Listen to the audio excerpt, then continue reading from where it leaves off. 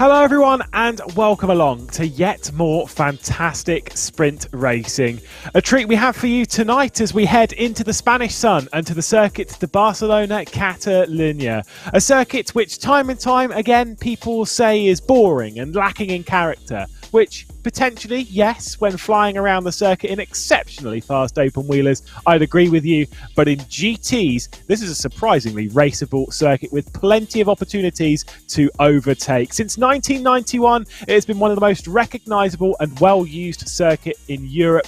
Literally anything will be raced around these twists and turns. When it was built in conjunction with other construction projects in Barcelona to prepare for the 1992 Olympic Games, one of the very earliest events to take its place around here was the cycling event in those Olympic Games. So another thing to throw at these twists.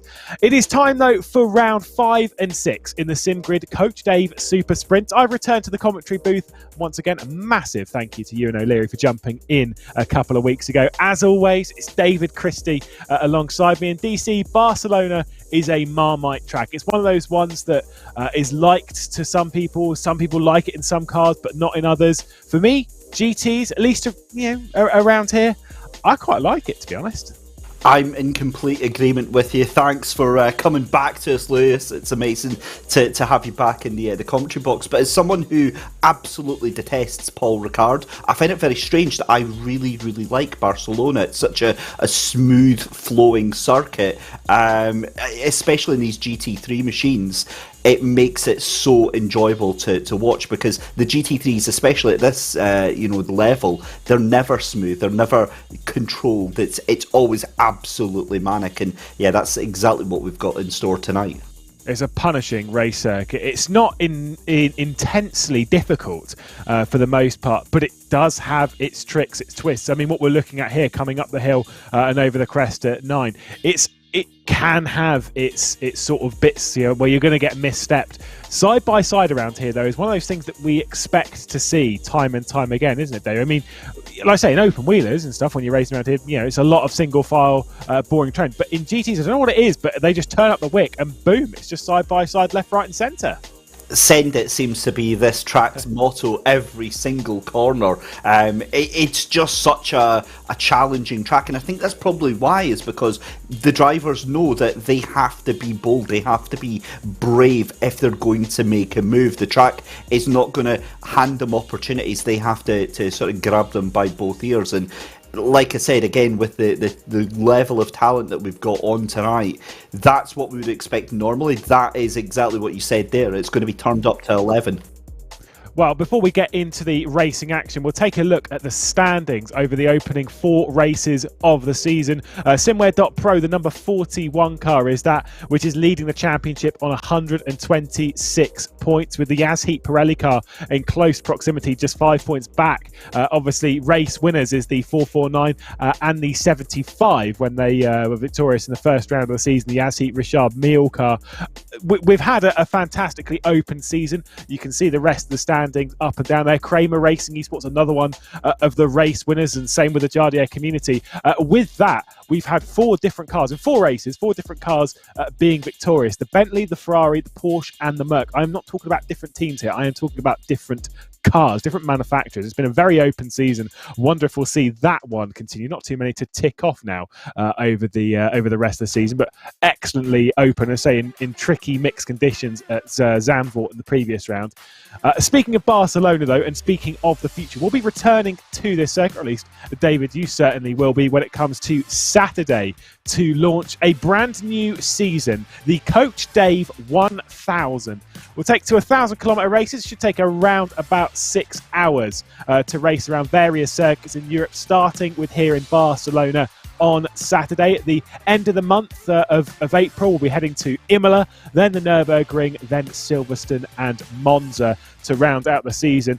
It's kind of one of those ones, we like ourselves some endurance racing, David, and we love the level of competition that you can get in championships here in the SimGrid, and you know that a championship like this, the Coach Dave 1000, already looking at some of the names on the entry list, it is going to be a tough season. It certainly is, and that's what makes it so enjoyable. For me, that's always been the bread and butter of the races here at the SimGrid. Those semi-long endurance races where it really attracts the biggest and brightest stars of the sim racing world. And we've had some absolute crackers in our time, and this season specifically, the way that's shaped up with those 6-hour races, Lewis, that is. I think that's going to be something absolutely special, especially with the new challengers pack out. We've got all these new cars coming out, and yeah, I think it's going to be very, very spicy indeed. I think 6 hours is a really good length of a race.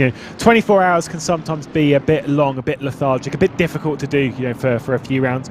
Obviously, when we did the SimGrid VCO World Cup, there were 2 24-hour races and 3 12-hour races, and some of them, I mean, don't get me wrong, we had some brilliant racing throughout, but it can be exhausting for the drivers, especially when they're applying all of their focus. You can't just do Saturday and then just take a step back and then go again on Sunday in a different championship. You have to apply full focus, and it can be absolutely exhausting. So I think 6 hours is absolutely brilliant.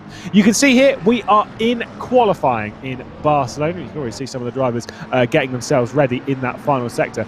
Very easy to trip up over yourself, in that section. You want nice, clean air, don't you, David? You absolutely do, but I mean, for me, as a very, very, very average sim racer, I prefer actually being behind somebody else, because not only do they give you the confidence of showing you exactly where to brake and where to go, but they give you that little extra boost as well. So, quite easy for them to make you look a little bit better than you actually are. But in reality, I've said this about 3 times already tonight, but the quality of drivers that we've got are separated by such a fine margin. That fine margin could be amplified by just getting a little bit of tow. You want clear air in front of you to set a lap, but the problem with that is that trying to find a free bit of space on the track, look at the track map. It's very, very difficult, and that's just now. That's just what all the cars coming out of the pits right now, Lewis. You imagine that in 5 minutes' time, where literally every single bit of real estate on that track is taken up, with cars slowing down on cooldown laps as well. Thankfully, it's nearly a 4.7 kilometre circuit. There is plenty of space to sort of find yourself in a nice, comfortable bit. It's not like when we were racing around Brands GP or even Zandvoort, and things can get a little bit tricky within those qualifying sessions, just courtesy of you're tripping up over each other and all that such. George Beathby, though, across the line has taken provisional pole position with a 43.182. Decent time there, although not quite as fast as they were running in practice. I believe they were in the higher end of the 42s in practice. But either way, a nice little benchmark time, especially, you've still sometimes got to take a couple of laps to get these tyres and stuff into the operating window. But either way, Boothby starting things at the top, comfortably ahead of Contagianis and James Baldwin. The scary thing is about the entry list on this championship, and it's like all the other championships that they have here at SimGrid, it's like you look through all of the names and you're like, it's like a who's who of Assetto Corsa Competizione, like the entire top field of the entire platform all out in force tonight. And it's like, you often say before a race, who do we tip for taking the win tonight? And it's literally, you can arrange all of these drivers, all of these teams on a dartboard, put a blindfold on, and just throw it random, and that would be a more accurate way of guessing who is actually going to be in for a race win tonight. Especially, qualifying so important tonight. You have to get in the top 10 to get yourself up there, and that's presuming we're not going to have anything happening at turn 1. Thankfully, this season it's been in fact, actually, to be fair, the last couple of seasons with the events here at SimGrid, we always build it up. It's like, oh, is there going to be shenanigans? Is there going to be chaos? But we've thankfully not seen too much of that. As a chaotic kind of person, I get quite disappointed by that, Lewis. But these are professional sim racers. Of course, I said before when we jumped into this, being that the Bentley, the Ferrari, the Porsche, and the Merc have all had race victories so far in the season. But when it comes to pole positions, obviously you can see there in the YouTube chat, you got your chance to say what manufacturer you think will be in pole position. I mean, if we said what team you think you'll get on pole position, I don't think we'd have enough options for people to pick. But Ferrari, McLaren, Merc, or other, obviously you got things like BMWs, Porsches, and such. There's plenty of other ones to throw into it. I mean, at the moment, that lap time from James Baldwin, that is pretty decent right there. 42.7, very impressive. Stunning lap time. Listen, I am proud, Lewis, to be part of what was, I don't know, I'll check it out, what was 12%, now up to 15%. Mon the Merc AMG, that is my little baby right there, as we see Luke Whitehead of R8G Esports just now, and it'd be fantastic actually if we could go on board with Luke to see what it's like going around this track here. And again, you can see just how violent, Lewis, those curbs are, tucked in on the inside of certain corners here at Barcelona. But Luke, I mean, surprisingly, maybe down in 22nd place. But again, when you consider that you've got 30 cars within a second of each other on qualifying, a lot of cars doing their banker laps at the moment. That's the laps that maybe aren't 102% of their capability, but just enough to get a decent, spot on the grids, and then they can just fire in these wild lap times left, right, and centre. But I would expect to see Luke up in the top 10 at the very least. Not like that's a little bit wide, and I'm wondering if that's invalidated the lap there.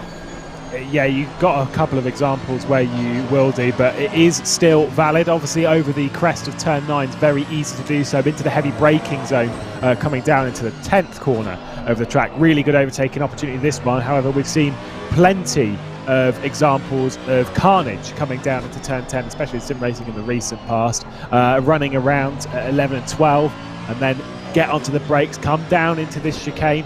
This one, when it was designed and added to the circuit, was designed for overtaking opportunities. We do not see many moves into that final chicane. It's a little bit too tight, and the run into it is not long enough. Luke Whitehead instantly bails from the lap and then decides to do a practice pit lane entry. Novikov was about to speak of this car, the number 42. We said about the difference when it comes to race wins. The Bentley has taken both pole positions in the season in this car, the SimWare.Pro car, the 42, the one that's not leading the championship, which I think's interesting that they seem to have more pace. The one that is leading the championship, the number 41, down in 14th position at the moment with our lads doing the qualifying. That's interesting. Why not Igor Ogoroknikov? That is a very, very interesting question indeed. I think that Abeladze on one lap pace may have the upper hand.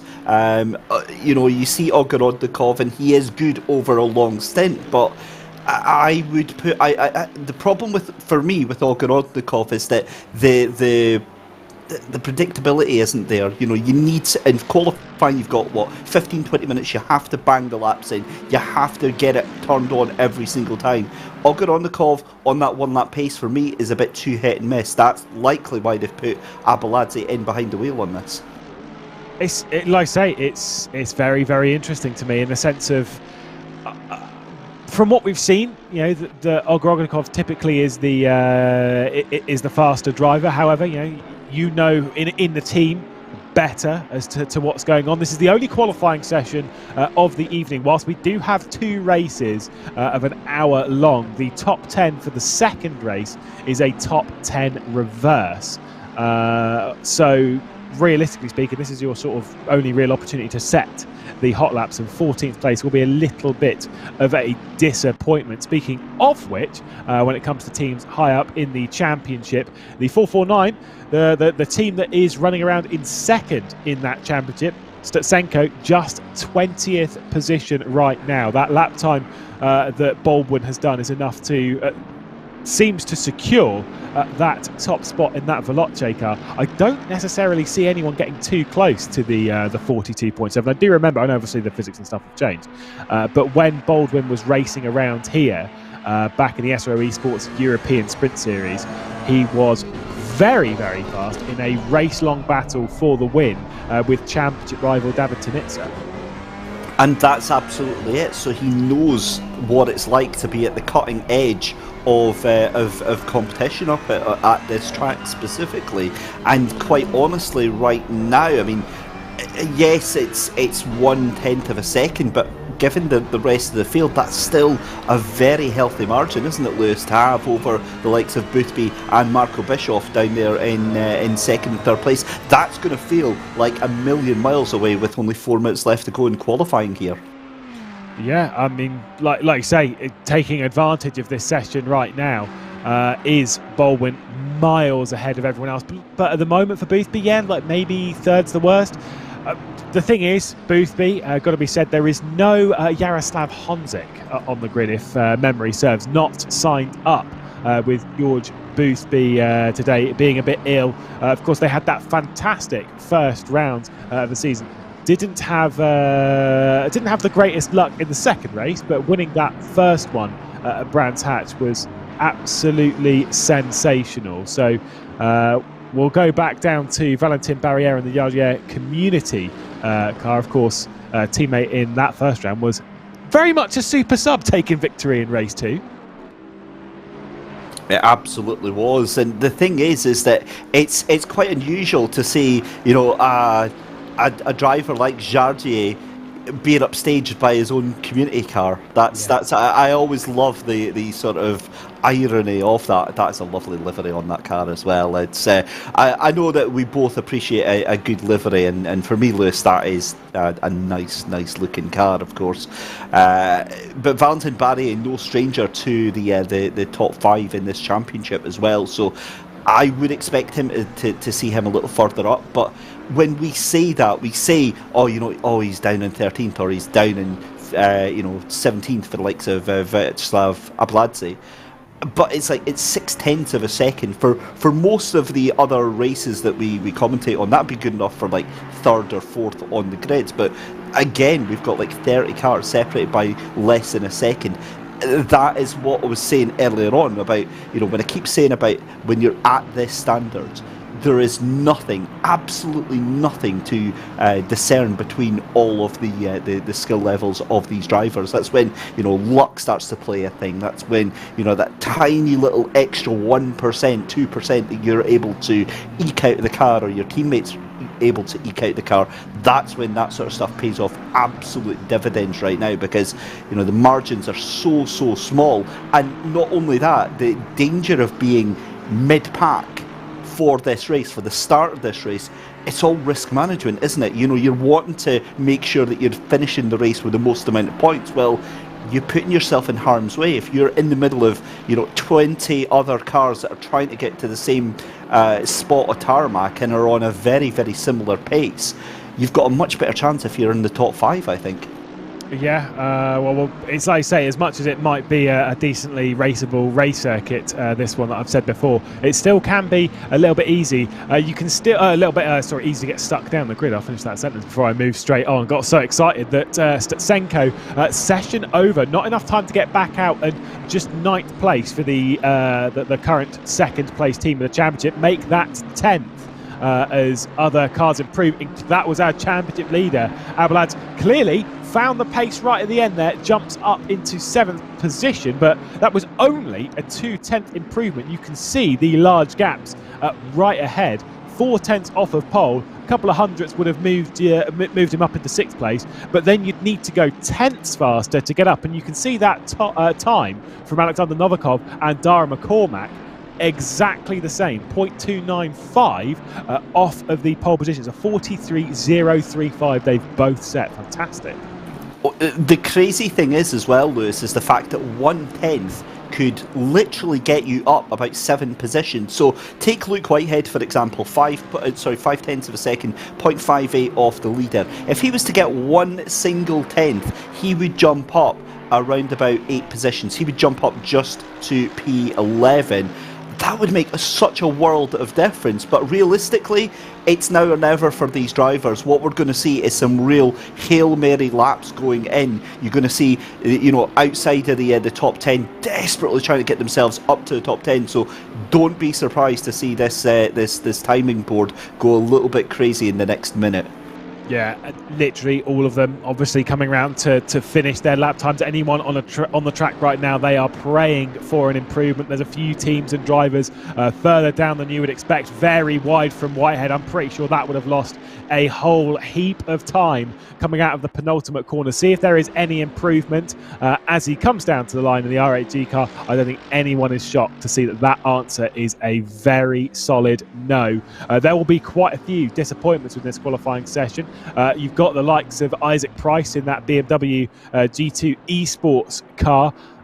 Not going to be particularly happy with 18th, although the M4 is sort of a bit of an unknown candidate, realistically. It's not one that we see raced too much as we focus on the Renvelton Esports orange car.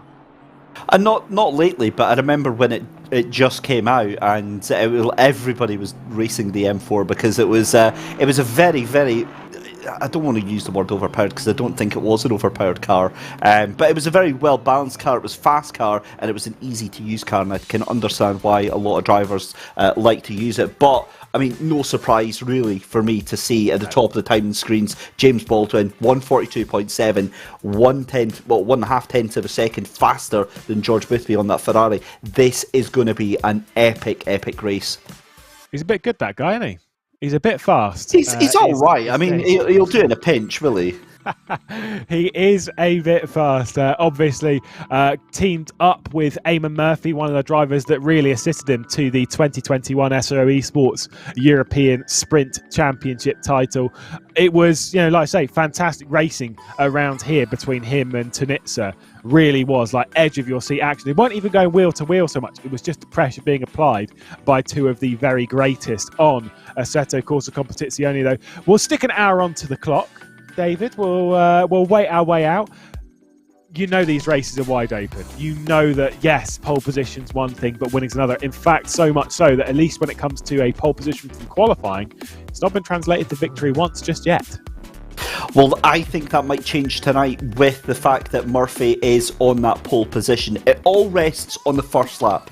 If Murphy gets eaten up by the crowds and, 2 or 3 cars manage to get past him in those first couple of corners, I think we're going to have a race on our hands. If he gets a sniff of daylight and gets to go on in front, I think that he might, I think he might be able to stretch up. So it's going to be James Baldwin in the car for that first stint. I know it says there Eamon Murphy, but it will change over. So if James can get a sniff of daylight and get a little bit of a gap in that first lap, I think he's unlikely, but got it in the bag. Wow, we'll take a look at the starting grid as we're rolling our way down. You saw there the Veloce being on pole, of course. The Yaz Heat Richard Milcar. Got a shout out again to the Kramer Racing Esports, proving that last round was no fluke. The number 42 not on the pole position for the first time this season, alongside Dara McCormack in that 5th spot. Keep your eye between McCormack and Tinko van der Velde. Then it's the number 72 Renvelton Esports Red. We're focusing on their orange car a little bit later on in that session. The number 77 rolls off of 7th place in the Prime E-Racing car. The number 41, of course, our championship leaders, starting all the way down there in that 8th position. A little bit disappointing, but I'm sure they'll still manage to fight their way up the order. We know what the SimWare.pro by Vides guys are just like. The final 2 inside the top 10 will go with those 2. Shermatinsky in the number 81 SMP Racing Esports car. He'll have a bit of work to do from the 9th position. And then in 10th place, Parker, James Parker. Don't know who he is, never heard. No, obviously he was the one who was in our ear, obviously from the Coach Dave Academy, sort of giving us some information through the SimGrid VCO World Cup. Did a great job in qualifying to put the 1-2-3 FFS racing car inside the top 10 in that qualifying. We do like ourselves a bit of James Parker, don't we? Great insight, by the way. Still never heard of the guy. To be honest, actually, I'm really excited to see him on the grid because he does such a fantastic job of giving us that inside information, Lewis. Now he's getting his chance to prove that, he does know stuff behind the wheel as well. I mean, it's always good when someone who has a lot of knowledge can actually drive a car as well. It kind of sounds like one of those things that seems like it should happen more often, but it actually doesn't happen that often. That's not me trying to dig at anyone, but it's kind of proof that you shouldn't just listen to people based on their pace. If someone isn't that fast, they still know an awful lot. James Parker, though, very much the package of both sides, and so we'll see how they run around. Obviously, starting the formation lap. This Veloce car's very, very strong, isn't it, David? I don't know if anyone's going to be able to match them too much. Got to remember as well, Boothby in that 75 car. Obviously, Yazheat, sort of a Veloce team, almost a little bit of a sister team on that front row. Do you think they're going to fight much into turn one? Surely they've got to. I think that's a kind of an answer itself question there. It's I think they have to. They cannot afford for that car to be let loose. They cannot afford, as I was saying, for James to get any sign of daylight whatsoever. They have to make that move on the first couple of corners. The problem is that you have got 30 plus cars wanting to do exactly the same thing. Thankfully, what we've seen so far this season has been incredibly measured, with the exception, you'll always see like one car getting accidentally tagged around or whatever, but for the most part, we've seen these guys being incredibly disciplined and incredibly well behaved. Whether that ends tonight, who knows? I think that it has to be, you have to get your stuff done by the first couple of corners. The license points situation is another fascinating addition to this season as well, Lewis, because it's brand new for this championship, and the whole point of it was to discourage that aggressive kind of, just throwing it in mentality that some of the drivers and some of the other championships were seeing, and you're getting a lot of drivers now already perilously close to the danger zone. I mean, there was a few teams that were pretty close to picking up some pretty harsh penalties after even the first round. Of course, the way it works is the more instant points you have, essentially, the harsher the penalties you get, and that is fair enough, because obviously then you're constantly, it's you again, is it? Realistically, that's sometimes how it should go. So I don't have a problem with it, David. I don't know about you, but either way, we're about to get going for an hour's racing here at Barcelona. There'll be a second race just after this. It's James Baldwin on the front row on that pole position alongside the Yazheat Richard Mille car. Of course, you can see there, it is not George Boothby that will be starting that car. And Max Verstappen has taken over that Ferrari and looks to try and challenge James Baldwin down into turn one. We'll have to keep our eye on how things are going to unfold as we'll get ready for 60 fantastic minutes. A pit stop halfway through the race. We're underway at Barcelona to start round number 5 of the championship, and it is a better start from that Ferrari, but also look at Novikov, who's had a decent start from that second row, going to make it 3 wide down into turn 1. Looks from Van Druyten to make it 4 wide as well, but the Porsche backs out of it. Little bit of a brush between the Veloce car and the SimGrid Pro. A little bit of a push as well, and the Yazheat Richard Mille car. Oh, and he's gone straight around, taking too much of the curb. There's carnage in the background, but went over that sausage curve to Fontana and took way too much speed, and around she goes. James Baldwin given the whole shot right at the front. How do you pick that one apart?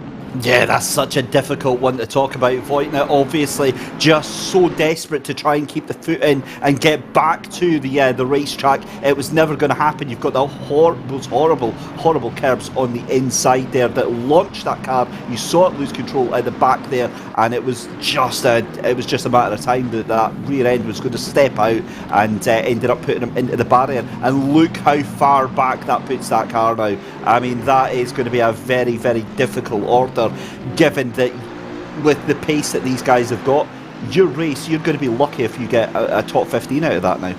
Yeah, very long evening ahead. They'll try and get their way up the order, of course, to better their position for the second race. Of course, it is the finishing order in the from this race that will start the second race, with the exception of the top 10, which will be a reverse grid at the moment. James Baldwin leading by 0.8 of a second ahead of Van Druyten. Novikov dropping off a little bit in that second sector from the McLaren that leads the way at the moment. Also issues on that first lap from the number 62 BMW G2 Esports. Seemed like there was a bit of carnage down the order, so a fair few picking up the pieces, and you can see there the 62 is way off the train at the back. First lap completed, already a 1 second lead from the Veloce car. This is what I warned about. If he gets a sight of fresh air in front of him, it's good night Vienna, because he's got the pace. We saw that. It's not just one lap pace that James Baldwin has got. He is just a ridiculously fast driver. But if he gets caught up in the crowd, it's a completely different kettle of fish. But we'll see what happens. But I've got my horrible feeling that that gap is just going to go up and up and up. We'll keep an eye though on bit of contact in the front there. I think that was Valentin Barrier there that got absolutely clattered by Dan King, or it might have been the other way about, but certainly that's who it looked like were caught up in that. Both cars still on the track and facing the right way, so a little bit of elbows out or straight up GBH. I'm not sure. It's a little bit early for that sort of stuff. Yeah, just a touch, but you know how these race drivers go. They're desperate to work their way up the order. The top three are separating ever so slightly. It seems like Dara McCormack doesn't really have the pace of Novikov as well. Van Druyten's very close. Our focus on Devin Michael, who was very close at the end of the first sector to the Porsche that sat directly ahead of him, however dropped off just a little bit running down the hill into that sort of in the double hairpin section, and that's particularly that second one at turn 5. Just lost it. Oh, speaking of Valentin Barrier, now that was bad. Valentin Barrier was off the circuit as we rejoined. Don't know how he got into that position in the Jardier community car. Obviously slightly out of control on that rejoin as well, and makes a little bit of contact with Carbon SimSport as they run down the hill towards the chicane. Was that Sherbatinsky getting a get out of jail free card? We got contact behind there. I think that was Contagianis or Luke Whitehead getting spun around there. But we saw Valentin Barrier as he was collecting one of the other cars there. He spun round and actually ghosted through one of the other cars there. That car got an absolute pass. With not getting any contact out of that whatsoever there, so they'll be thanking their lucky stars there. But Barrier again sent it up the inside there of the 486 of Sarosi, makes it work. But yeah, Valentin is feeling a little bit aggressive tonight. He's had his Weetabix this morning, and yeah, he fancies picking a fight here. Yeah, lap 2 filled with a fair amount of contact for the Bentley. But again, I've always said, if you want to get out there and basically be a bully, I'd want the Bentley to sort of bash my way up. Let's take a look at the start then. Obviously keep your eye on the Yas Heat Richard Mille car that is on the right hand side. That Ferrari gets a little bit of contact down in turn 1. Of course they're 3 wide, so you're always going to expect a little bit of a nudge. Obviously just a little bit of a tap between them. It took way too much to the curb and then spun around. Keep your eyes in the background, so there was plenty of contact. I wouldn't even know where to pick some of that apart. That's where the I think I might have been with, I was going to say Primary Racing, but it certainly wasn't. Not that far down, I don't believe. Anyway, but either way, BMW G2 Esports, that was where they were sent off going into turn 2. Turn 1 had plenty of drama. It's literally what you were saying. That's why you need to get qualifying right around here. Absolutely, because the more cars that you've got around you, the higher the risk of something very, very bad happening. And I mean, proof of that is the fact that they're down in 30th position is Max Voigtner in that number 75 Yas Heat Richard Mille. That is not where they wanted to be. They have got such a hard time ahead of them picking them. They've got the pace to pick themselves through, but the problem is you know, making sure that they get through incident free. That's the main concern from them.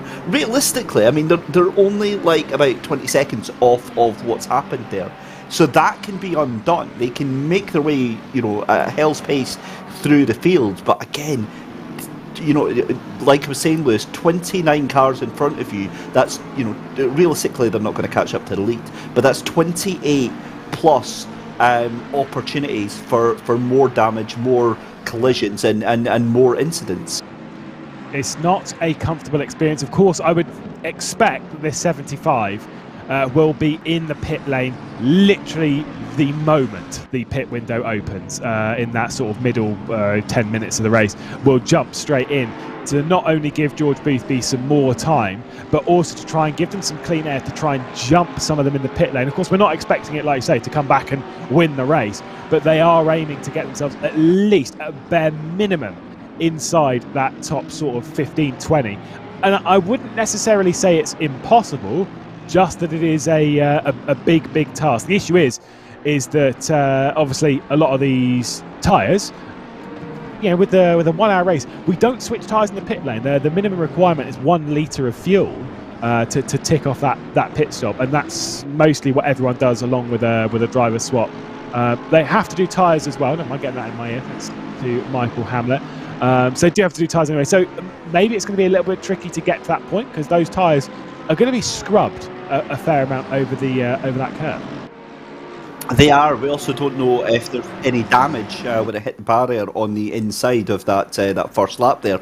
So they take tyres and fuel on this first race, and then on the second race it's only a driver swap. So that's where they've kind of locked out. If that's where this happens, they're better having it in this race than the next one, because they can go into the garage, they can go to pit lane, they can get fresh tyres on, and then they can kind of minimise the damage that's done. Whereas they don't get to do that, as we see James Baldwin predictably doing fastest lap of the race. 1.4 though, that gap come down very slightly. That gap was 1.5, it's now 1.4, very marginal, but again, if we're not seeing it rocketing up, then Novikov's going to think, well, actually, there might be a chance here. If that gap is coming into the pit stop window is still under 3 seconds, we've got a game in our hands. I mean, I wouldn't rule out that 42. Novikov and Bykov, they're both very, very fast drivers, and the SimWare.pro team are very good in this championship and on this platform. So it's a tricky one to rule out. Of course, the partnership of James Baldwin and Eamon Murphy, fair enough. James Baldwin is on a different planet to most people. Eamon Murphy is very fast, do not get me wrong. But I do feel that, sometimes you've got your opportunity to go and catch. I mean, I certainly wouldn't. I don't think either of us, if we had our own little lineup, our own little car on this grid, David, I think we would be you carry the quite last. We would be in last position. But with some of these drivers, it's only tenths of a second that make the difference, and right at the front, it does make a big difference. And if Eamon Murphy jumps in the car and can't quite get on pace with Baldwin, there could be some problems. Well, I think dead last is a massive understatement. You were talking earlier about James Parker and having the talent and being able to talk about it as well. Whereas you come to me and I've got no talent and I can struggle to put a sentence together. So it's each to their own on that one. But the difference being, and this is why I love commentating on these SimGrid Coach Dave races, is the fact that regardless of your skill level, and we prove this with the fact that there's 3 different splits going on at the same time, regardless of your split level, you've always got the chance to be in a battle with someone. And for me, even when it comes to real life racing, you could be at the back of the grids with 3 other cars and you are still having the absolute time of your life, because you're still involved in a fight. You're still, it means something to you. If you're out the back and you've got, you're 20 seconds off the pace and you're never going to catch anyone, yeah, that's a difficult day at the races. But likes of this, where you're constantly fighting here, as we see Valentin Barry gets sent across the inside. Now, I think that's the incident that we caught earlier. Yes. And yeah, so he did just that McLaren on the inside. Just how they got away with that, I've got no idea. It started because of a little bit of a tap between the Jardier community car and it was the Dolking community car as well. I think it was Darren King behind the wheel of that one. Came into a little bit of contact prior to being sent over the grass. I mean, you can kind of read into that, Will. I wouldn't want to go into it too much. That's race control's decision, but it was a little bit iffy. Especially, I know it's a braking zone, but it did seem as though it was going a little bit faster than that Bentley needed to, as it was going straight over the grass. It's quite hard to slow down the grass, so each to their own.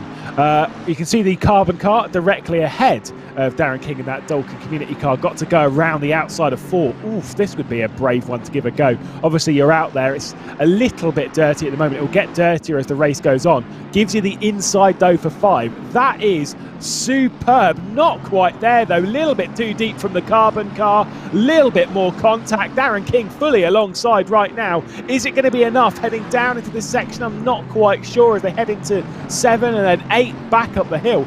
Good attempt though, David. Yeah, that was fantastic to watch, but look at that now. Luke Whitehead fancies a little bit of the blood that's in the water now from Marius Torzito in that number 7 that's just up in front. Although Marius looks like he's kind of stretched off. It's now Luke Whitehead that's just under so much pressure, or sorry, applying so much pressure to Dan King here. So the 3-8-3, and this is what I love about Barcelona as well, Lewis, is the fact that I say this a lot about lots of other tracks, like Spa is another one that's like this. Such a momentum-based track. If you go for a move and you don't get that move done, you're going to be at risk of going at least 2-3 places backwards, because the pace that you lose is so it's so apparent. But again, he's stretched away, and now Luke Whitehead has Conor Giannis, and that was Felix Repair and Murdazov having a little bit of a scrap, come down and start finish straight here. Awesome stuff, and again a little bit of wheel banging there, but for the most part some very respectful racing. Yeah, that all started, left it halfway down the inside. That was a semi-commitment from Felix Repair, rubbed over the rear end of Murdasov as well, but the SMP Racing Esports car just manages to hold on now to what is 15th position. It all started for Felix Repair, running through the final chicane, and to be honest, getting it quite wrong. On the partial run through there, just did not get the change of direction done right, missed the first apex, clobbered the second one, got back going. Now has Volante to worry about, just staring at the rear end of that Aston Martin in their McLaren. No way to pass just yet, but the door was nearly open. You're absolutely right though. If you do not make that move, if you do not complete, if you don't get ahead, you've got to look in your mirrors very quickly, because you know that if you don't get it done, that guy's going to try. It certainly is, and another point that I wanted to add in as well, Lewis, you're no stranger to taking part in sim racing yourself. I remember seeing you in the BVTCC. I just want you to explain to the viewers at home, and I'll probably agree with you. When you're doing, say, like a half-hour stint in the car, and you're in these intense battles, you come out of the car in the pit lane, you hand that car over. What are the emotions that are going through you as a driver? Depends on the stint. Depends entirely on how things went. If things went well, if you did everything you could and you didn't make a mistake, you get out of the car and it's relief like you could not believe. Regardless of what the next stint holds for your teammate, you just take a deep breath and think, wow, I did everything I could. We'll see what Parker can do though, just trying to hang on. Senko around the outside, a little bit of contact. Both of them manages to keep it on the road. Championship leaders, next one in tow, trying to find his way through in the Simware.pro by Vides car, but no way to make that one past. Just a position drop for the FFS racing car of James Parker. Nice little move from Stutsenko after a fairly average qualifying. That 449 looking slightly better in race trim, despite a little bit of damage on the front end. But yeah, back to the point. Oh my goodness me, never mind. See you, lad. Have fun. It was nice knowing you. I must go now. My people need me. My goodness, I've not seen that for a fair while. So I was just giving Stutsenko his plaudits, and now that happened. I'm pretty sure James Parker will be pretty irritated. Oh, he's back. Never mind. It's a very convenient for him. I've never seen. I've seen a lot of connection issues in my lifetime. I've never seen that specific one.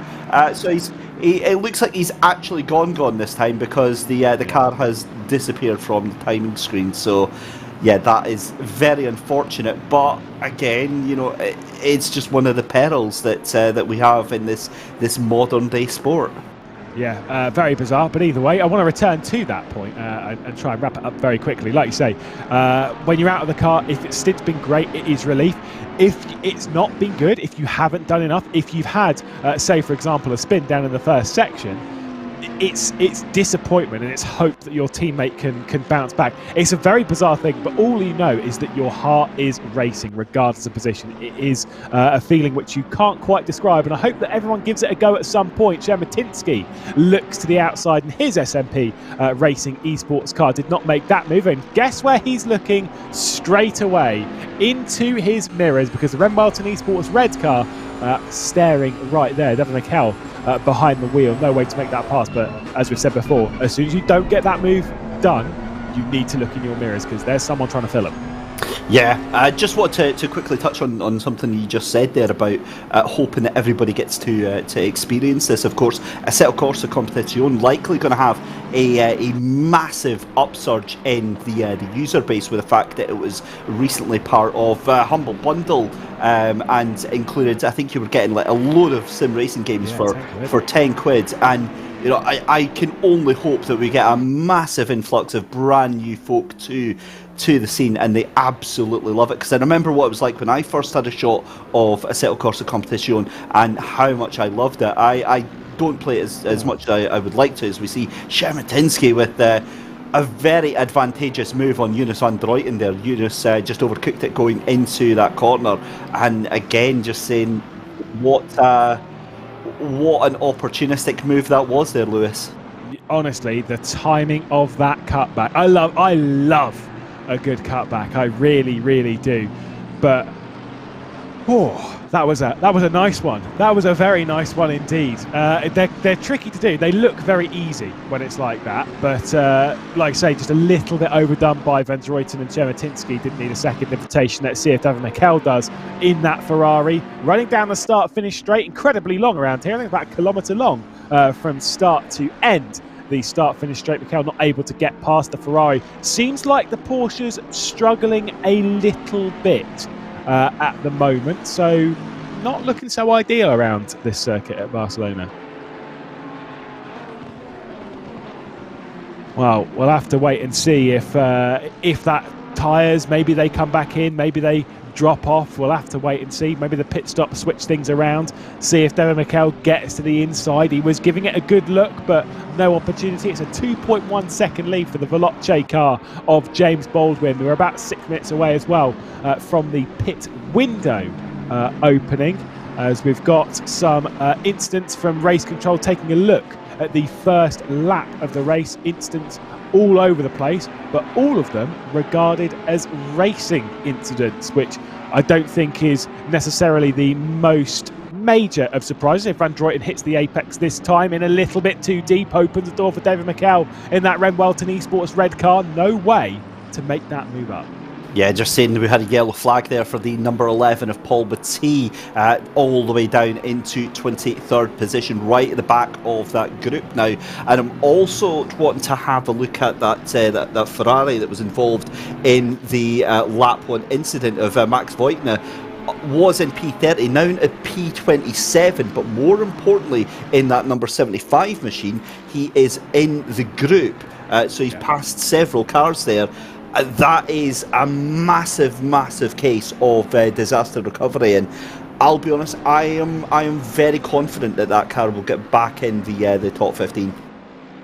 Whoa, wow, as we rejoin this, my goodness, what have we missed? And here comes the second train coming through. I was going to say that Prime E Racing car is not too far behind. A bit of a flash of the lights there from McKell. A little bit of side-by-side contact with James Parker running around the outside. Prime E Racing a little bit slow off of 3. What have we rejoined here? Oh my goodness.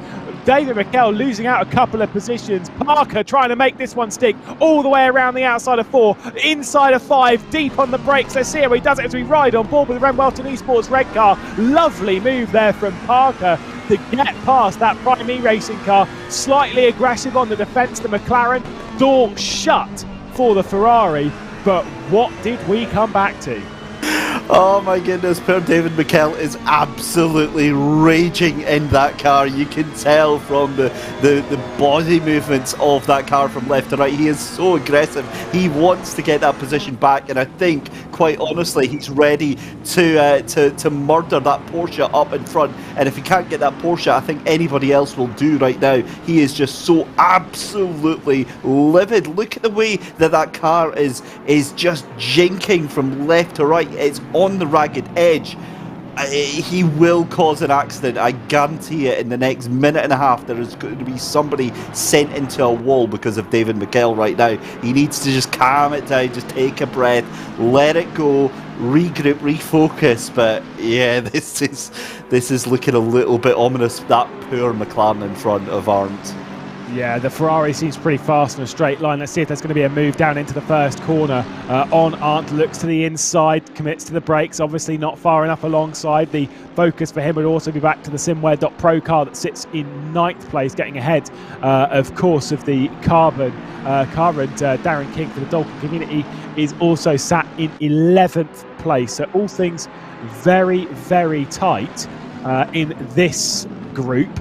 But yeah, I'm not so sure what happened there. There was definite contact. That's all we know between the 977 of Van Droyten and between Devin McKell is there was contact. I don't know which way the blame was. I don't know anything like that. I'm sure Race Control will take their view of it at some point. But my goodness. Well, we'll get a replay shortly, but Jonas Van Droyten 2 laps ago did go deep into that corner. That's what allowed Shermatinsky to move up. I wouldn't be surprised to see if it was a case of that Porsche too deep into a corner again, trying to regain. Oh my goodness me! Oh, the chat. That is bad from our championship leader. I said that corner causes issues. Turn 10, Prime E Racing, have the bill and see you later. Oh, terrible. Right, I never thought I'd get to say it this season, but hashtag remove penalty 41. Goodness me, that is... You had to. I had to. Right, let's take a look as to what happened down into turn 1 and 2. Little bit deep there from David McKell. I don't know how you guys see. Obviously, a little bit of a tricky angle to view that one, but did feel as though he might have been drifting off of the apex ever so slightly into the rear right quarter. How do you feel about that one? That was overly aggressive from McKell. That corner was never going to be his. The Porsche was always going to try and close that door there. The Porsche just scampers off into the distance, and McKell, honestly, ever since that corner, he's been looking for a fight. And then Parker, that move around the outside, he just doesn't care. I absolutely love it. But yeah, McKell was furious. I've got to say, I think he's calmed down a little bit there, although I think he may have got caught up in that instant with the 41.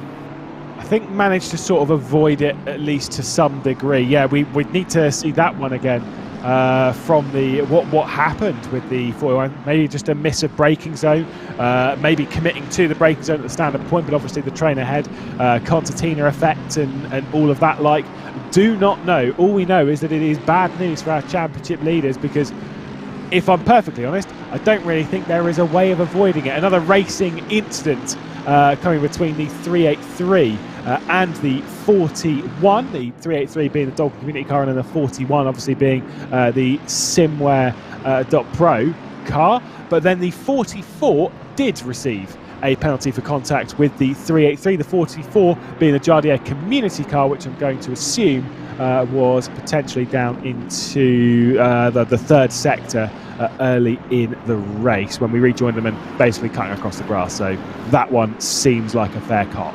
Yeah, that's saying it's for an unsafe rejoin. Now the 41, I want to see what happens here. Oh, see, that's just poor. I was want to give him the benefit of the doubt in case he had to make a last minute dive or something like that, but that just looked like it. Yeah, I didn't get that.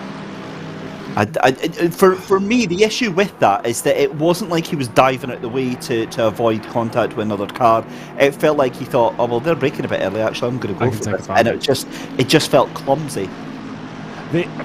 the real way to decide those ones is whether the car was, I know it's kind of, almost a moot point to some people, fair enough, there was contact, pit window is open, but it's whether he was going to overrun the apex. That is the critical thing, is if that 41 was going to pull it up at the apex, maybe it's slightly different, and obviously they'll have a look at every angle to see if there was any turn in a bit too early. Either way, SimGrid.pro versus SMP Racing Esports. Murdasov trying to make this one stick, gets around the outside. Oh, it's going to be a little bit tight. 7, there's 8. Rush between the two. Lovely move there from Murdasov to get up into 11th spot. And our championship leaders with quite a bit of damage on the front end. This is not so great. I'm sorry, what? Murdasov going round the outside of our championship leaders? Yes, they're a bit of a wounded duck right now, but yeah, that was epic stuff there from Igor Murdasov in that 919 SMP Racing Esports machine.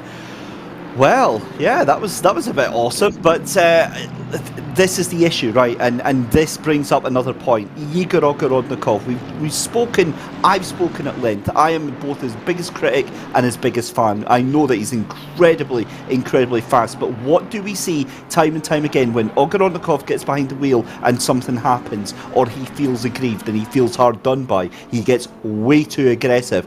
Are we going to see that come out tonight? We've not seen it for a number of races. It's almost like he's turned over a new leaf as that team's transformed into SimGrid.pro by Vides. But it always rests in the back of my mind, is that what we're going to see? Are we going to see that car trying to push a little bit too hard?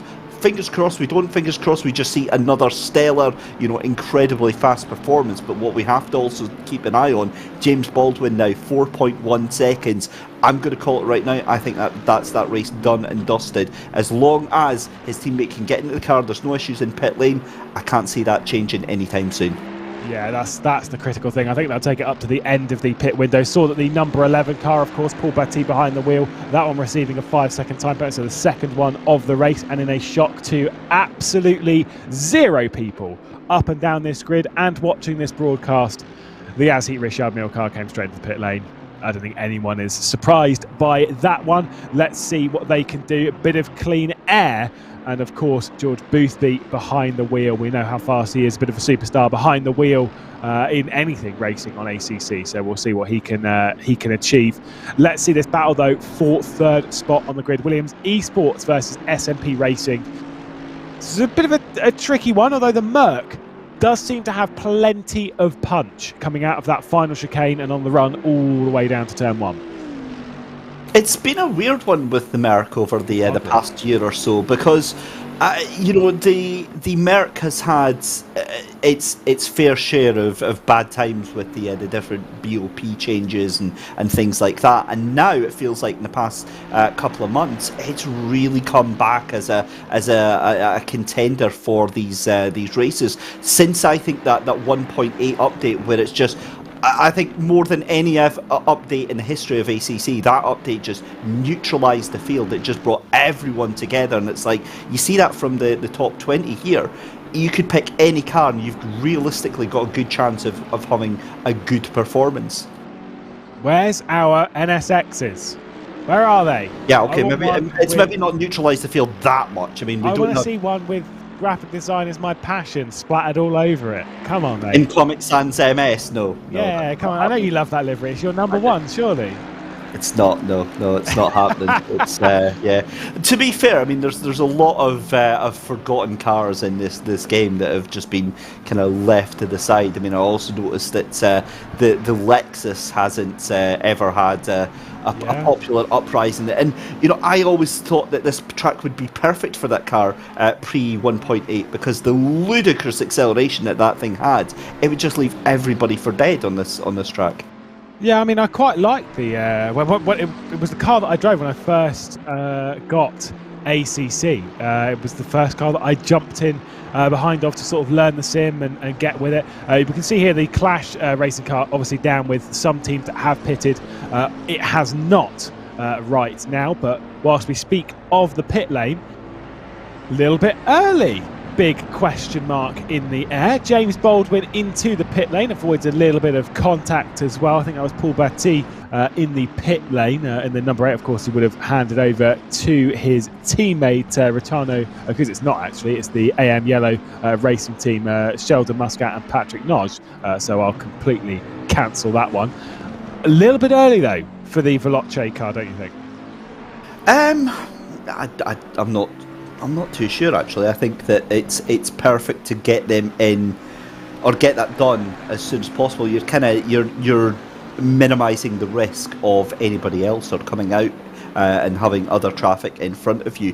What would go back to saying though, Lewis, is you made a point about Eamon Murphy being maybe a little bit, behind in terms of pace of where James Baldwin is. I would have to agree with you on that. We certainly saw that from the first couple of races where he was, I think, if I remember right, and again I could be talking complete nonsense here, I think he was about 0.4 half a second a lap slower than James Baldwin. That could be an issue towards the end of the race, but again, James Baldwin's done an epic job here. Who knows? It depends on how they've got that car set up here.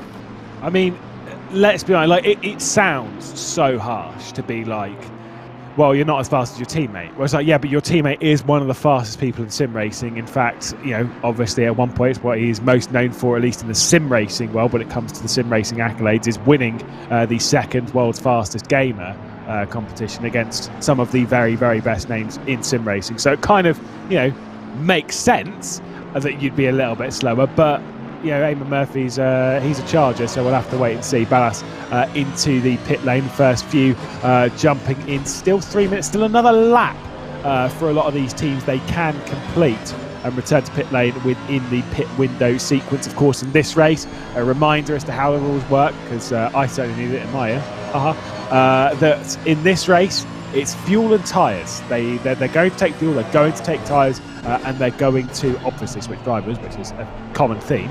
However, in race 2, no tyres. The tyres you start on are the tyres you end on. Our race should be fine to do, as we'll see the primary racing car getting straight into the side of Chaldakis in that number 34 McLaren, now trying to go around the outside, showing some of the damage and issues that primary racing have dropped down the order, obviously courtesy of that contact coming down into T10.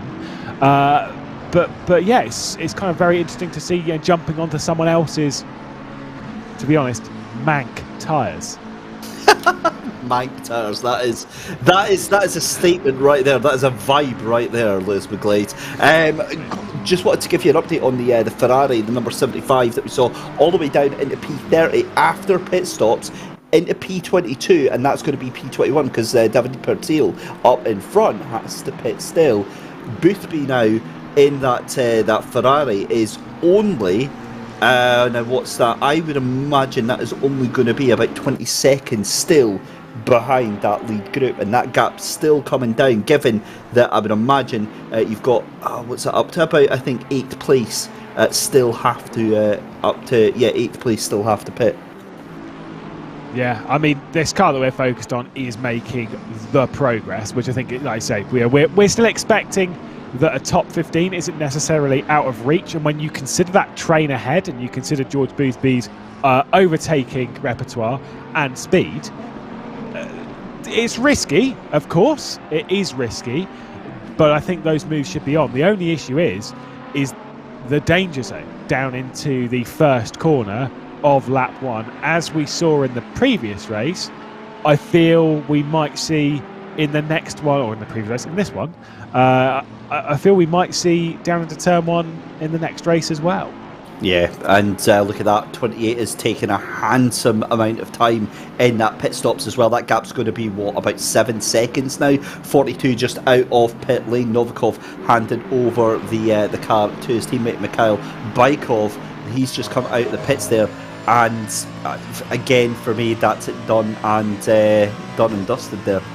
We shall see. Never rule anything out. We need to keep our eye on the pace of Eamon Murphy. Realistically speaking, with a 7-second gap, you are right.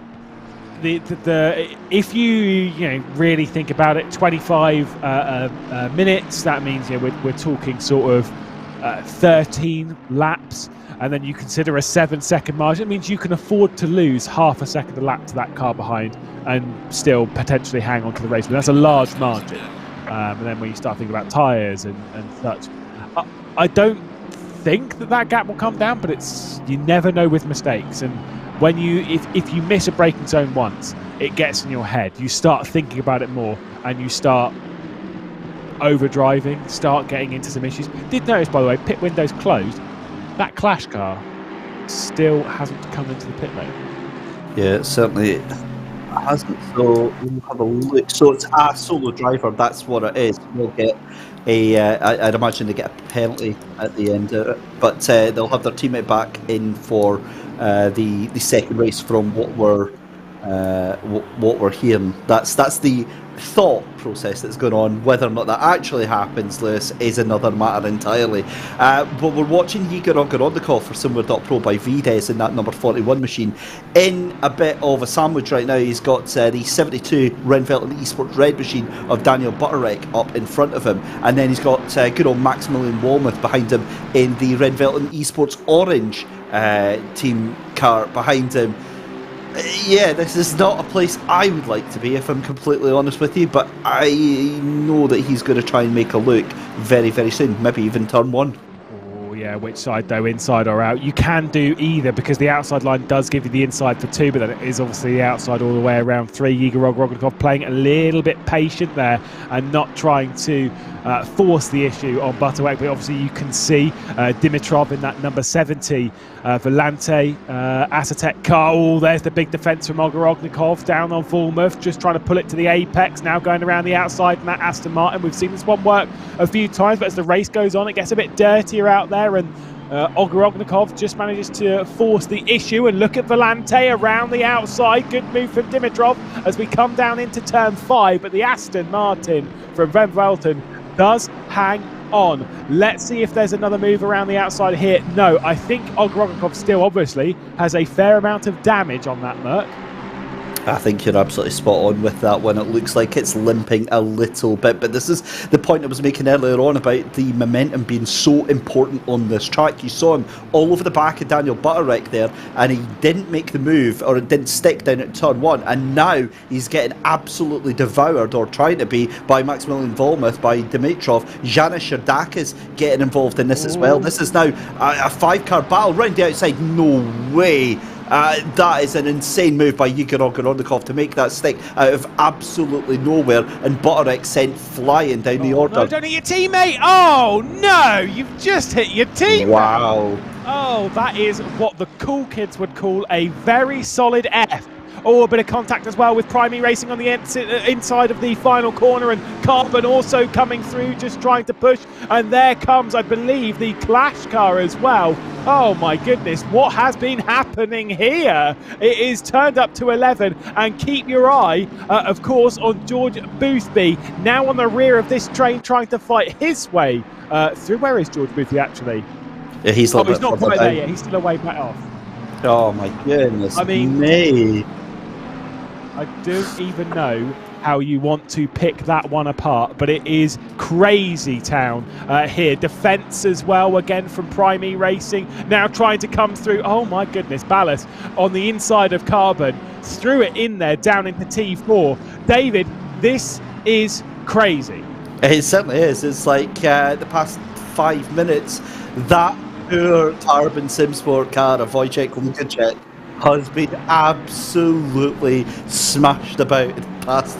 I shouldn't be laughing, but I mean, what else do you do? That poor guy, 5 corners, and he has just been, he's been used like a swing ball. Honestly, that is. Oh no, prime ground.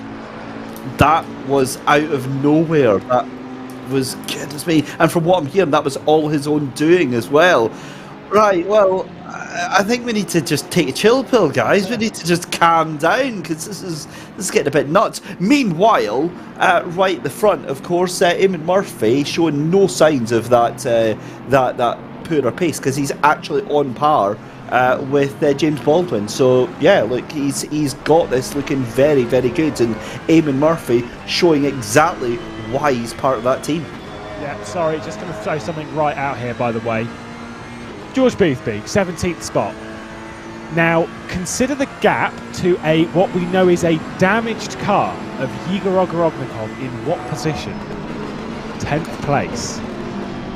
What a response that would be from the 75. Is it possible for... that would be a very heroic comeback. Well, I mean, I don't want to big him up too much, but this Yazhit Richard Mille car could well do something very, very special. We'll have to keep our eye on it. Obviously, a bit of good luck there, a good fortune on their side, dodging some of the calamitous racing that was happening ahead. We know that Pertil in the 130 Clash racing car, that will be one that will finish behind, courtesy of penalty for not having a driver swap, of course, courtesy of not having a second driver at the moment. So hopefully that'll be fixed for the second race. But realistically, Jordan Boothby, I mean, fantastic. He's pretty good, this guy. Barrier has hit 3 licence points because he's just got another penalty, Lewis. 10-second time penalty for causing a collision. That is going to have huge ramifications on the next race. That means that as it stands, it's already a 15-second penalty for the next race at Imola. So that is if nothing else happens. And quite honestly, the way racing's going tonight, yeah, I can't see that happening. Do you know what? As much as that annoys me about the light flashing from cars to the cars that are on the same lap, I'm kind of loving this charge from George Boothby. This is awesome. We're obviously completely impartial. We've not got favourite drivers or anything like that, but the storyline, the context of this, I think everybody at home is also like, go on, lad, go on, get stuck in. Let's see how far you can get up with this. And that Ferrari, after what happened, and to be fair, you know, that lap 1 incident was not their fault. They got nudged out into that first corner. They hit the ramp. It was so unlucky. And yeah, this is awesome as a recovery drive. Yeah, like I say, they're doing brilliant. Let's see what Boothby can do. There's the lights flashing, being like, I am probably going to make a move at some point. That's what it is, probably, from Boothby. It's like, I am going to make a move at some point. Just be ready for it. And let's keep our eye and see if there is going to be that move. Not quite yet, running down into 5, but that Ferrari is looking very, very fast indeed. I'm just going to say something, by the way, on race control in regards to that number 44. Of course, speaking about that 15-second stop-and-go penalty, if they don't get another licence point there, you know, they're building them up. That 44 Jardine community car, I don't really know which end. We've had 10 incidents that have come through from race control to our end, whether they've been racing incidents or penalties. And that number 44 has been involved in 4 of them in some degree. Now, what that's telling me is you're always in the firing line. There's the move down the inside from Boothby, gets down the inside of Pertil. Is it going to stick, though, running up the hill? Yes, just on the crisscross. Nice move there from Boothby. Eyes forward again, 16th place. One more move made up, 17 minutes to go. 7 positions to move up if they want that reverse grid pole. That was so very polite from George Boothby. I mean, to give notice that you're going to steal a position like that, and it's like telegraphing a burglary well in advance. And this is where I get scared for Boothby, because now what we've seen from in front of him, you know, he's got Maximilian Walmuth, he's got Jan Bierman, Unicorns of Love, Renvelt and Esports Sexy Edition. You know, to be anywhere near those Renvelt and Esports right now, I think is a liberty, and you're taking your life in your own hands right now, because I can you imagine what their Discord voice channel is like right now? To be fair, right, I always assume that everyone's Discord voice channel or TeamSpeak or whatever they're using, I always assume it would be like mine, which is intensely stressful and full of language which you definitely couldn't broadcast. However, I have listened into some other drivers, and some of them are very calm and just sort of very like, yeah, it's fine, it's all good. Let's just you know, chin up and eyes focused. I'm just like, no, start a fight. I'd be fuming at everything around me. I am known for being vocal. I think it's probably the best way, which I don't think is a shock to anyone. I think the best one I saw was live on stream. Was it? I'm trying to remember who it was, but was it not James Baldwin that accidentally ended up taking out his teammate as they were coming out of pit lane? Ooh. He'd been looking. I'm sure this was on the World Cup, and he'd been looking at his screen on the left, and the car veered over to the right accidentally, and his teammate was coming out of the pit lane, and he absolutely destroyed him. Yeah. It was James Baldwin, yeah, and he ended up wiping out his teammate. And I remember listening to because he was on the Discord and it was live on his stream, and all you heard was James, no, why? And it just gives you an insight into the emotional baggage that comes with these endurance races, because it's not a one-man band, it's not a one-person affair, as we see. I get so worked up seeing these Renfelt and esports teams together. We've seen it go horribly wrong, but again, it just shows you the amount of passion and the amount of involvement and the amount of fear that's involved in these races.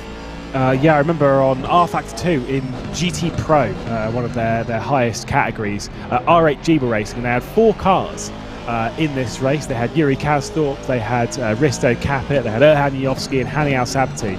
And Yuri Kasdorp crashed at Spa going over Radion, which would have been fine, except he bounced back on the circuit and took out all 3 of his teammates, which was a solid, not great move. It was quite amusing. George Boothby there, opportunistic as ever. Chaldakis was being dived and moved out of the way a little bit by the Renvelton esports cars, drops back to the rear of this train, and George Boothby up into 15th position. Another one of our race control messages, this one coming from the 72 and the 977, is a warning rather to the 72, the Renvelton esports red car, the 977, of course being the Kramer Racing esports car. That is a bit further up the order. So, just a bit of a warning, a bit of a slap on the wrist, a bit of a please don't do that again. I was trying to figure out when that was, but of course that's on lap 12, which was realistically about a year and a half ago, given how fast this race is going on. It feels like a lifetime away. Right, let's have a little look, and from what I'm hearing from our broadcast team, the incident with that 41 is being looked at, and you're seeing this as well, Lewis. This is, I get that it's inter-team rivalry and stuff like that, but surely they've got to work together. Surely they've got to start thinking, right, we need to just get Boothby out of our rear view mirror here. Yeah, you've got to think big picture, but that's very it's easier said than done. And realistically, they are still battling it out. I don't know how, as a team manager, when I used to be a team manager, definitely not anymore. Let's see if Boothby gets down the inside here. Not quite. Maybe a little bit of an overrun from one of the Renvelton cars, but picks up the second apex running down the hill from Volmuth. But yeah, as a team manager, it is typically a lot of the let them race. Your big drivers, you know what you're doing. You've been racing for a while. You know how to race people. Just because it's in a car in the same livery doesn't mean you can't race that driver. But considering the incident that we've already seen, I'd maybe on the blower being like, yeah, probably not. Did see, by the way, Luciano Vitfer in the 486. Of course, Team Ballas esports car was going back side by side with the Clash Racing car, just a little bit further behind. Still not able to get that move. Did do a bit of a dive down into T9 though, or 10 rather.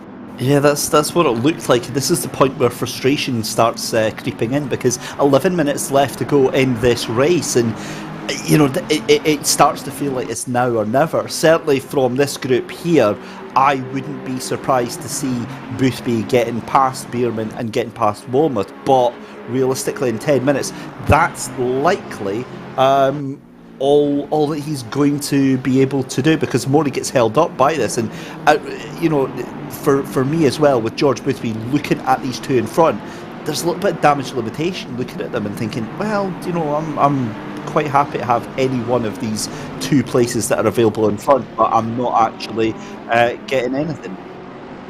Well, I will say, whilst we're focused on these battles down the order, David, the battles up on the podium, you can see they're in side by side. The battle for 3rd place is very, very close. Tinko van der Velde, obviously taken over from Dara McCormack, is about 1 second clear in that number 80 Williams esports car. Then Kamenev, who's jumped in the number 81 SMP Racing esports. You've also got to keep your eye on the 977, which is just in the rear, and that obviously being the Kramer Racing esports car just on the rear of the group. So realistically, a 3-car fight for the podium, but it does seem like Williams esports have the pace to pull away. A little bit of a defensive move you saw coming down into the chicane there, just to try and keep that Porsche at bay. That might cost all the way down into turn 1. But that Porsche's not been particularly fast in a straight line. The thing with the Porsche is the fact that we've seen it. It wants to try and make up for the lack of speed that it's got by, overcooking it into the corners. How many times have we seen that Porsche going way too deep into the corners here? But looking at Boothby here, this is it. This is going to be the chance coming out of this final corner here, tucked in behind these two cars here. But again, it looks like the Aston Martins have got the grunt down the back straight. And that is going to be a huge penalty for the 41, Lewis. 15-second time penalty as your teammates almost going side by side out in turn 1. And up the inside, then goes George Boothby. He's done it. He's going to have that position, surely, unless that Aston tries to keep the foot in. But it can't. That's an opportunistic move. And I did say that was his time to go. He's done it. And now he's got Maximilian Walmuth in his sights. Yeah, this is big for the Volante Racing Acetec Simsports car that is now realistically in that 10th spot, just 3/10 behind Ogorognikov. No needs to fight. I think that penalty is a shock to no one.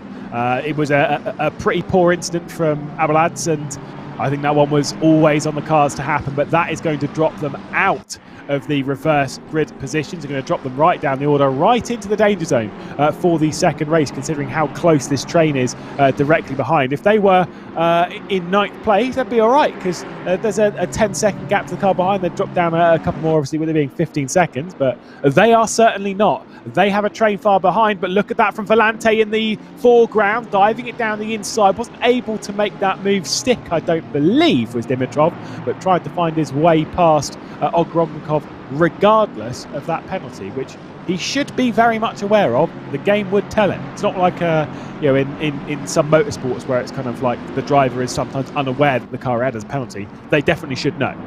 See, in that situation, I'd rather not know. I'd rather just go and work my race, because there's nothing you can do about it. All you can do is just focus on the task at hand. Especially, they would have been aware of the implications if they'd gotten any more penalties coming into this round. So you kind of don't want that floating about in your head, as we see the car behind George Boothby, Jan Beerman in the 995 Renvelten Esports Unicorns of Love Sexy Edition, trying to think about it, trying to make a nuisance of himself. But realistically, Boothby has this car. This is a solid, fast setup underneath this car that he's got here, and he is lined up, poised, ready to strike on Maximilian Walmuth here. It's not going to come just yet, but 7.5 minutes to go.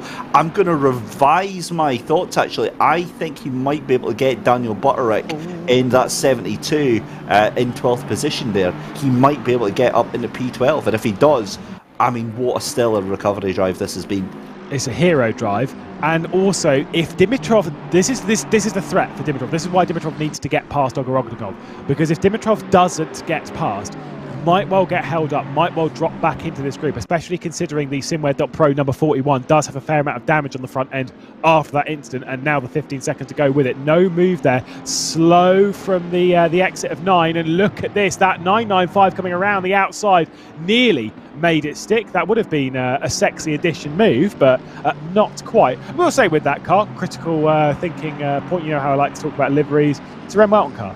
Where's my Unicorns of Love bit? I want a bit of Unicorns of Love on there. I want a bit of a tinge of pink. Yeah, that's exactly it. But again, this is it. This is the Ferrari poised, ready to go behind Maximilian Walmuth. He's going to get the run here. Thankfully, he's dropped Jan Beerman, so it's not going to have anything. Here we go with the flow starting to go. We've got another penalty coming in. A warning to the 111. As you see up in front, Maximilian Walmuth goes super defensive nice and early on, but it's going to be a roll off the brakes there. That Aston looks like he's gone too deep, but the Ferrari's going to try and get the cutback here and making it do all of the work. This is brilliant from George Boothby in that Yas Heat Richard mail machine, because he's trying to make Walmuth do all the work here. And this is where the mistakes come in. Look at how wide he is, as the Ferrari has to deal with that car behind him of Jan Beerman. This is starting to look like it could end in tears for one of these two drivers. I'm feeling more now 14th position, especially after that defence from Woolworth. It was absolutely perfect through 1, 2 and 3, and then Boothby was worried about Behrman. See if there's a move down the inside into 7. The answer to that question is no, but there does seem to be a move coming soon. The hairpin looms. Let's see if Boothby has to be defensive into 9. Surely not. You can't really look around there. Just a slight tap of the brakes to get the nose pumped in to the apex of the corner, and Boothby should be able to hang on. Look at the Volante car. The Volante car's got down the inside of Ogorognikov. This might well be done for the top 10 reverse. Has that move been completed and set? We'll have to wait for the sector split, but I do believe that Dimitrov might still... Yes, it has. No, he has on the track map, 70's ahead, so a great move done and dusted for Dimitrov in that number 70 machine, and that is going to be huge because Ogorognikov, that's going to be like a red rag to a bull. He is going to want that position back in the next couple of minutes. We've only got,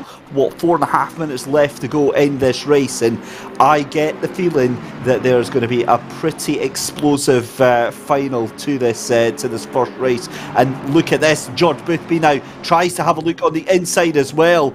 Oh man, this is so scary. Right to the outside, are you kidding me? There is no way he has just done that. Outbraked that Aston Martin at Maximilian Walmuth, caught napping. That, Lewis, is one of the moves of the race right now.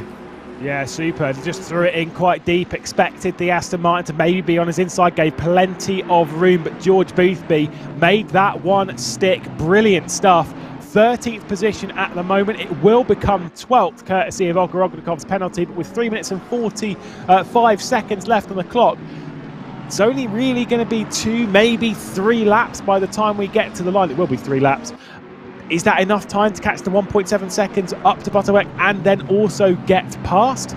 I am not so sure. That top 10 though has set sail. Dimitrov making that move. Easy sailing right now and should be able to hang on to what will become the top 10 reverse grid race. A reminder that the finished positions in this race set the grid order for the second race in this evening. 60 minutes will be put onto the clock with the exception of the top 10, which will be reversed. Veloce, you said it quite right earlier on, they are well in control. Eamon Murphy just setting very good lap time, sometimes a little bit slower than Bykov, sometimes exactly the same, and sometimes a little bit faster, and just holding that gap bang on 7.5. Yeah, certainly is. And 3 minutes left to go in this race. Wow. What? I did say this was going to be explosive. I did not expect that.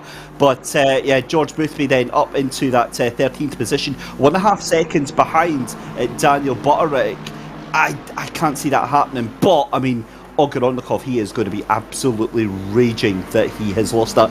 Great to see Unisalv Liner. I think that's the first time we've seen him tonight try to go around the outside of that 46 Bentley that's up in front of him. And Griphack's Engineering, Lewis, we would have expected to see them a lot more tonight so far.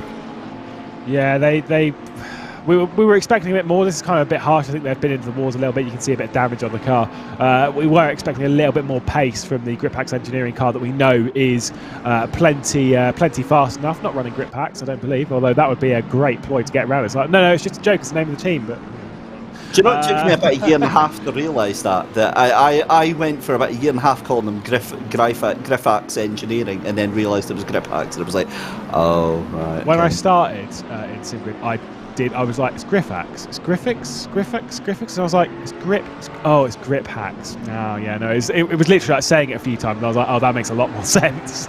But yeah, we were expecting a little bit more. They will gain a couple of positions, obviously, with the Clash racing car in 17th, and of course the penalty of the SimWare.Pro, but might lose a position here as well as Lindhorst right on the rear, especially when you miss the apex of 10. The door was nearly open, the Porsche nearly came through. Not quite yet. Final lap of the race, though, I do believe is starting now. So the final opportunity is for them to make these moves. Yep, certainly is, and we're still watching Unisalv Liner here. Tinko van der Velde for Williams Esports, again flying under the radar so far, but that number 80 Mercedes doing another grand job. It's had a fantastic season for Williams Esports, just in front of Kamenev there in the 81 Bentley. But again, as I said, another fantastic performance for Williams Esports there. Dara McCormack taking that home in the first stage of the race before handing it over to Tinko van der Velde. Tinko was in the car for qualifying, but Kamenev so close in that 81 behind for SMP Racing Esports 72, taking over from Ivan Chermentinsky. And again, the top 5 are pretty much the top 5 that we've seen from the start of the race, with the exception of George Boothby down there in the 75. But it shows how important qualifying was and how important it is to get yourself in that top 10, Lewis. The 28's coming around the final corner. Is this going to be the last lap? I'm not necessarily sure it is. There was still 5 seconds left on the clock. Let's see what it is across the line. Oh, he just got across the line with the extra second. Now we're on to the final lap. Eamon Murphy was cutting that pretty fine. And the Veloce car looks to continue on and just lead that one extra lap. It has not been their season so far. I was going to speak about seasons and Williams Esports. You said they've had a great season. The first round of the season, they finished 3rd and 2nd in those 2 races. 2 podiums to open the championship. Zandvoort was not their round. 23rd and 16th. Not going so well. Seems to be right back on form. Could be another podium, but they've got to really fight for it, because that 81 is knocking at the door. Certainly is, and look at that, Ogorodnikov has lost another position, so Daniel Butterick in the 72 Ferrari has got past him, and it's looking like a fairly comfortable gap. Boothby is on the verge of taking P12 after all. This is absolute chaos going on right now. Damien Pavlis trying to take the inside line over the Aston Martin of Killian Ryan Meenan in the 1-2-3 up in front of him for FFS Racing. James Parker was in the behind the wheel of that one. In fact, excuse me, that's actually Jan Willem van Omen, isn't it? Because the FFS Racing machine is pink, so that's the 383 that's up in front of him. But he's again in between a rock and a hard place. You've got Oleg Zolobov just behind you in the 919 as well, so you have to make sure that it's going to stick if you're going to actually make it happen. But I am fascinated by that battle, and Boothby's got past them. Boothby then up into P12, 2.8 seconds behind. That is going to be it, but what a recovery drive from that 75. Well, Eamon Murphy, James Baldwin victorious here at Barcelona. Their first victory of the season, meaning we've had 5 different teams victorious in this championship so far, and also 5 different cars. Bentley, Ferrari, Porsche, Merc, and now McLaren as well. What an open season we've got in the Coach Dave Super Sprint. The podium battle is going to go to Tinko van der Velde. He's able to hold on from Kamenev and Bischoff. Brilliant stuff. Bykov didn't have the pace to catch Murphy, and second position for the number 42. Wow. Oh, that's going to be P11. So it's going to be P11 for Boothby, because it's a 5-second penalty. Oh my goodness, wow, more drama. This is it, it just keeps coming in. So the top 10 is set at the moment with Sholobov and Dimitrov coming aligned in 9th and 10th. George Boothby, though, is going to be promoted an extra position, and what a recovery drive it was. Last position coming through the first corner, all the way up to what is now 11th. That is a superstar drive from both of them.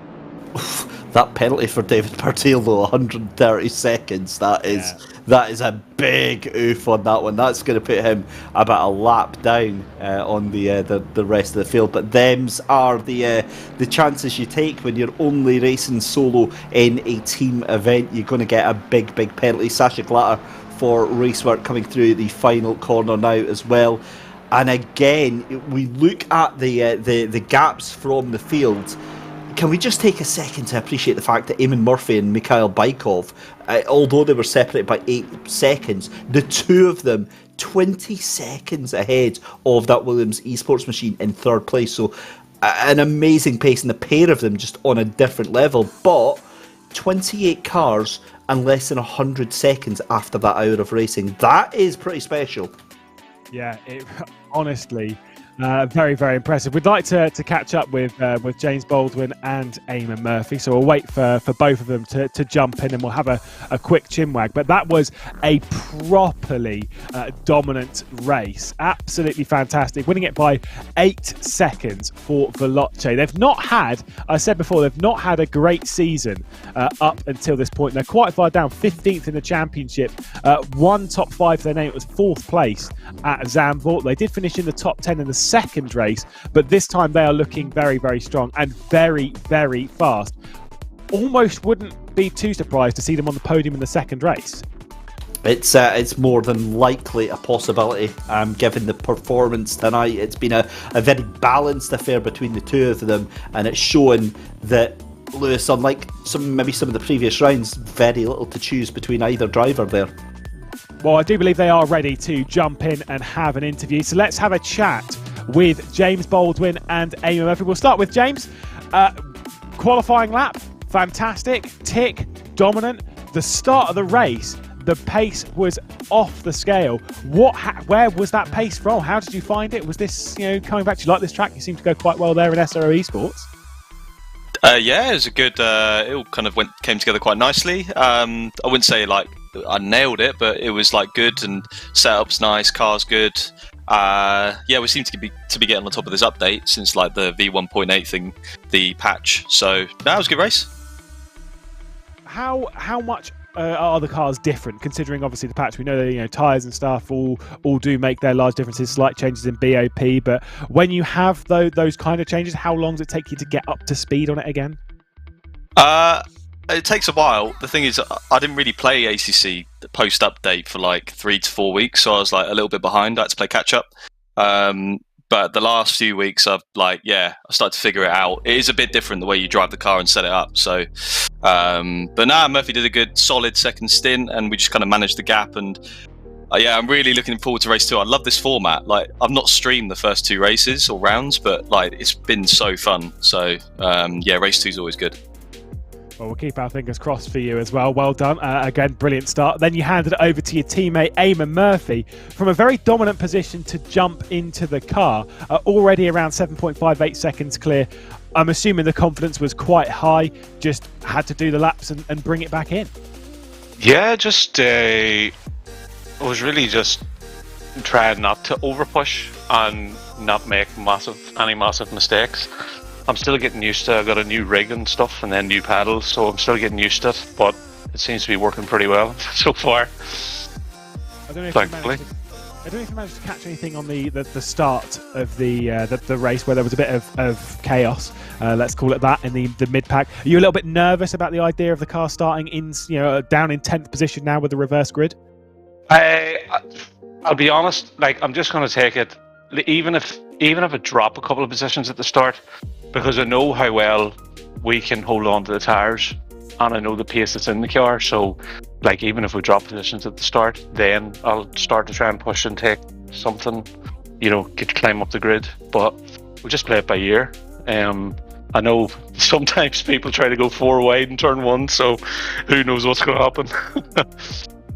Well, we'll keep our fingers crossed. It does seem like you have the pace. We'll let you get back to it. Thanks, lads, and congratulations. Thank you.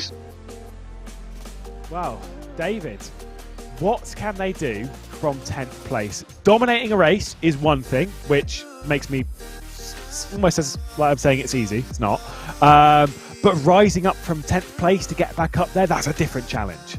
It certainly is, and the other thing you've got to remember as well is the fact that what I'd said right at the beginning is that if they get into some daylight, then it's highly likely that they're just going to streak off into the sunset. That's exactly what happened. However, if they get caught up in other cars, it's a completely different kettle of fish. The answer is they've got the pace, right? They've got the pace to get back out there and get right to the front. However, we do not know what is going to happen in those first couple of laps. Not only have they got the 9 cars in front of them, but they've also got another 10 cars behind them that are likely going to be trying to push very, very hard indeed. The fact that you've got George Boothby, not too many cars behind, going to be trying to push up and charge up as well and catch back up with that Ferrari, and Max Voigtner trying to undo the efforts of they're danger close to. In fact, they're going to be right behind, if I'm not mistaken, on the grid.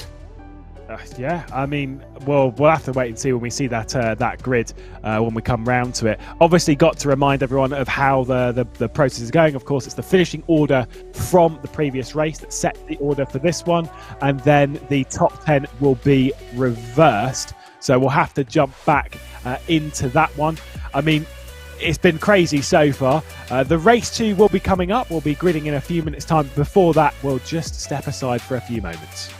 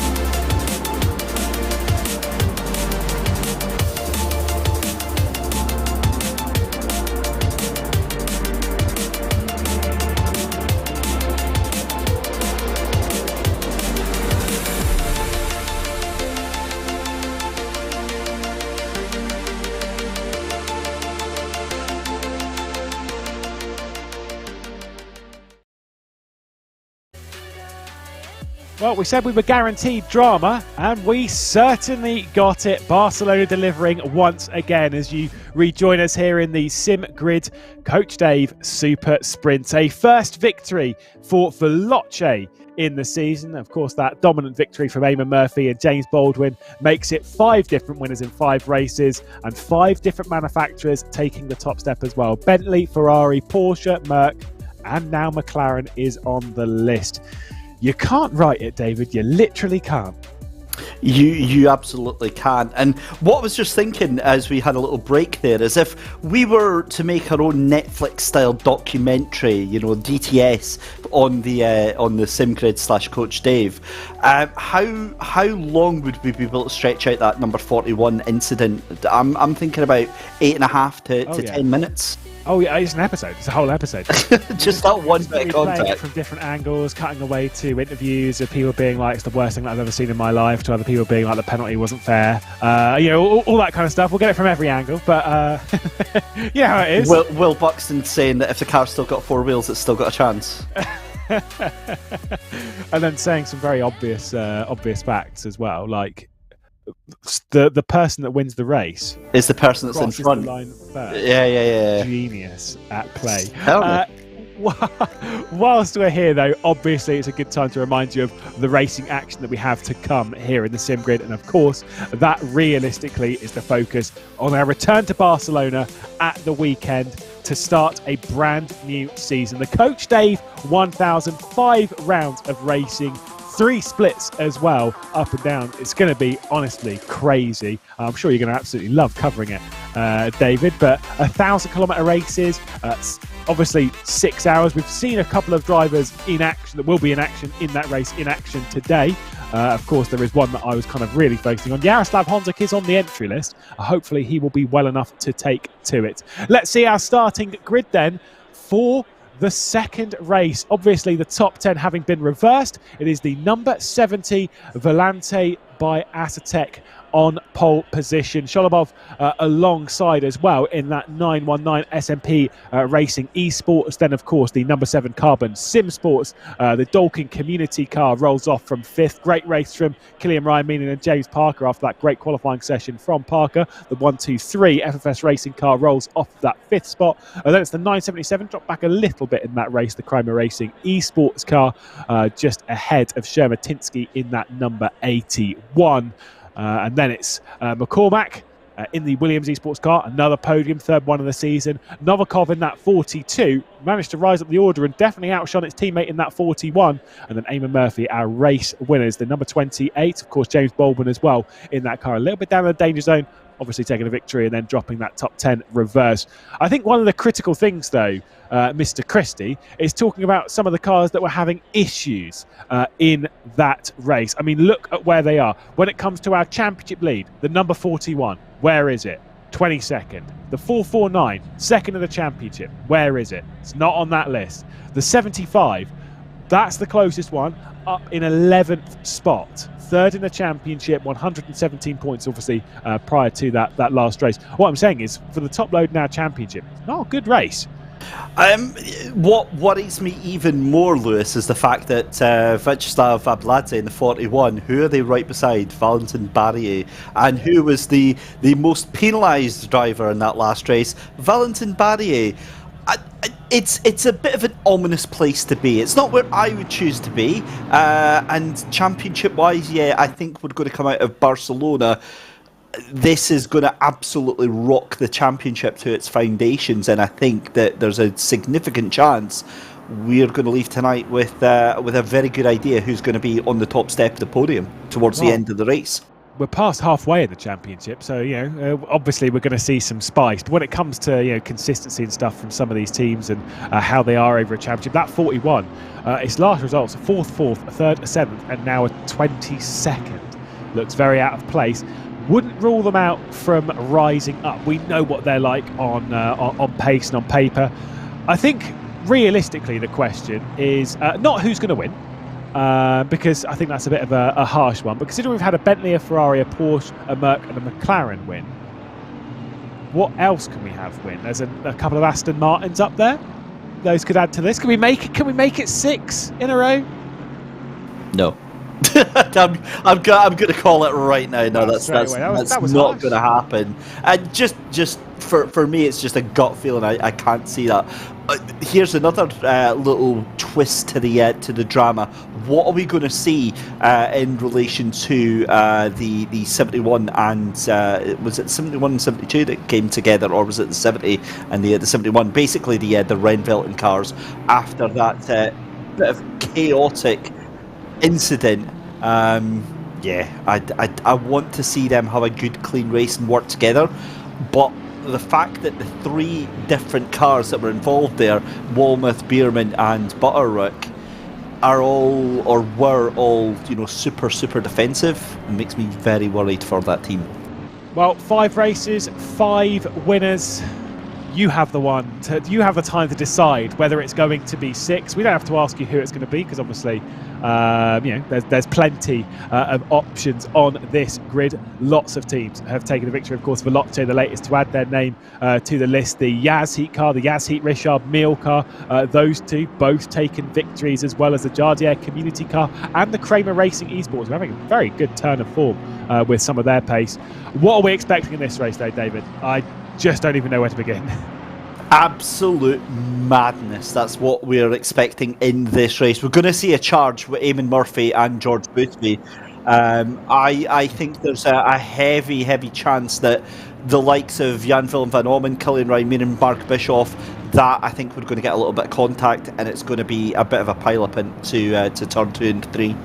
Well, my prediction would be that I don't think we're going to see a new manufacturer jumping onto the wins. I don't think we're going to have 6 from 6 on that part, but I do think we're going to have 6 from 6 on the teams. I just don't know which team it's going to be. The front row sees Volante alongside SMP Racing Esports as we get ready to go underway for the 6th race of the season, as we have passed the halfway point, and there is already contact on a straight going down into turn 1. SMP Racing with the advantage going around the outside, going down into turn 1. They've already got the clearance of that McLaren, and Volante are diving back down the inside. There's near contact between the two. There is contact. Kramer's gone round right into the pathway of one of the SimWare.Pro cars. There has already been drama. There has already been a bit of carnage.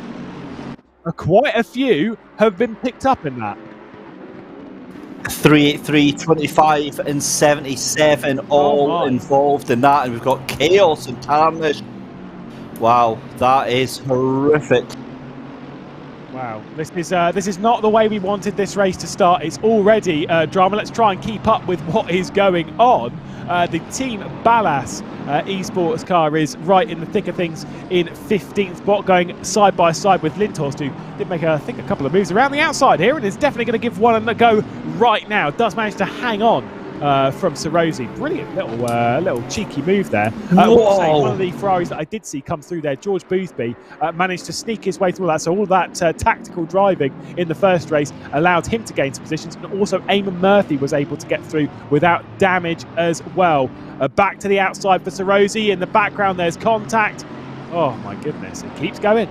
It certainly does, and that whoa was because I just realised, literally just as you were away to say it, George Boothby up to 6th position. He's well and truly got the jump there, as we see Amadeo Castorino for Clash Sim Racing here, forced to the outside, trying to get back in here, and this is a street fight. This is an absolute melee. It's every driver for themselves right now. Chaos and honestly, who knows what is going on. They're going to need at least another lap to sort themselves out. You see Ollie Kamenev here for SMP Racing. Send of the season, and he's got 2 places. That is outrageous. What's happened to Carbon? What is happening to Carbon? Because they've just dropped a couple of and straight into the rear end. That is unacceptable. Straight into the rear end of FFS.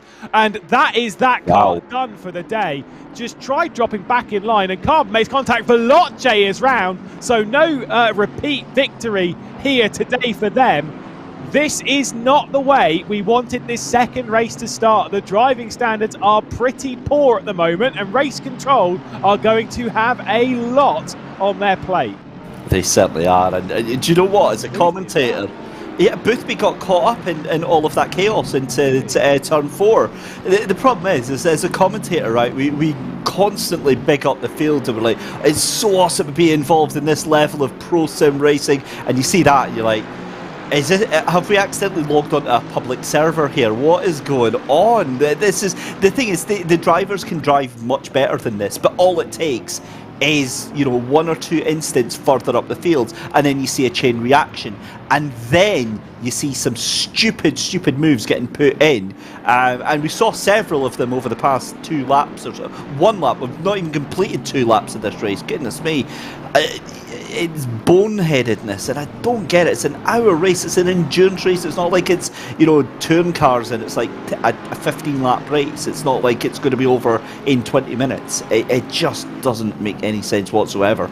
Right, so let's see what happened to Boothby. So we have that contact ahead. Carbon Sim Sports, this is where you'll see them drop in directly behind and then drive straight into the rear. I understand, obviously, getting a little bit slow. And then it was Boothby that got into the rear of that. There was the contact with the Veloce as well.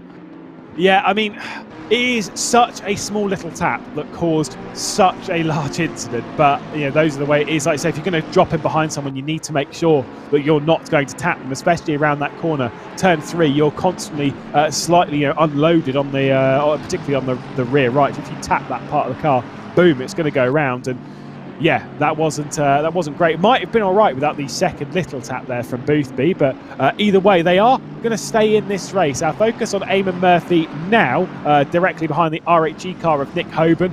You've got Killian Ryan Meenan, obviously as well. Look at these names, right? Look at these teams. Consider where they were in the first race. You've got Veloce up there. You've got the FFS racing car. You've got Dolking, and you've got George Boothby in that Yazheat Richard Mille. Those 4 were right up there in the previous race. Yeah, and it's difficult to watch. Right, so Cruz gets a drive-through. A drive-through for speeding at the start. That's a bit of a silly one to be having at this level. Goodness me. Right, Gabor Sarosi then for Team Balance Esport onto the back of Richard Lindhorst in the Porsche. Again, in a very unenviable position, because he also got Sasha Glatter just behind him in the 91 Mercedes. Glatter, from what I'm hearing, up 13 positions from the start of the race. It's safe to say I think you'll be a bit happy with that one. I mean, like say, in races like this, you can do ridiculous pluses and minuses when it comes to your positions gained and lost.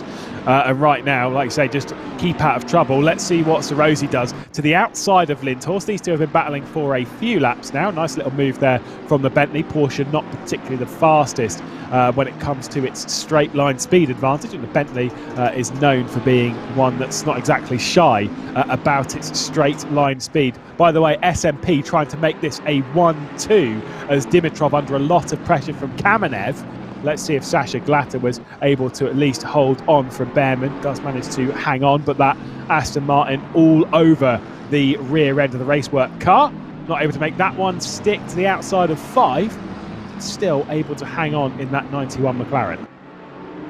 I'm just thinking back to that incident earlier on with the Carbon Sim Sport, and quite honestly, I do not want to be on the receiving end of what they are about to receive for that one. It did look an innocent enough tap, but from what we saw on the replay and from what we saw in real time, oh my goodness, May is up the inside. Sasha Glatter just sends it from about 200 yards away. It doesn't work, and that's going to leave Glatter down another position, but just holds on, actually. To be fair, Jan Behrman thought all his Christmases had come at once, but it just wasn't to be, and Behrman now under a lot of pressure from Janis Saknis in the number 31 McLaren. I'm not sure that penalty is going to be as harsh as you'd think. SMP Racing either way. I'll explain why in a few moments once we've viewed this move potentially coming from Oleg Kamenev, trying to get around the outside of Dimitrov, make it an SMP 1-2, big on the brakes, big on the send, and there we go, Kamenev around the outside, Volante just trying to hang on at the moment, but it is SMP 1 and 2 here at Barcelona in race number 2. 5-second time penalty for the number 42 SimWare.Pro Vides car. That one, of course, was the one that's had 2 pole positions so far this season. Bykov getting a 5-second time penalty for an incident. The reason why I'm going to say I don't think that Carbon's going to get... It'll get a penalty, no doubt. It's his fault. But it's not exactly going to be like a massive one, like a DQ or whatever, because you penalise the incident, not what happens afterwards, right? Yeah. Because not the then result. you'd have to penalise Boothby as well for coming in maybe a little bit too hot and tapping. I'm not necessarily sure if there was blame there. You only penalised like up to the incident and what happened in the incident, and then afterwards, like the aftermath is sort of not really on. If it causes a 40-car pile-up, then it's sort of, well, how heinous was the crime? And I don't think that tap was as bad as it really looked. I think a little bit of the contact model sort of threw it up a little bit. Either way, there's going to be potentially a bit more contact with that Carbon car, just trying to hang on from Bischoff. But yeah, we're not done yet. Let's go with that.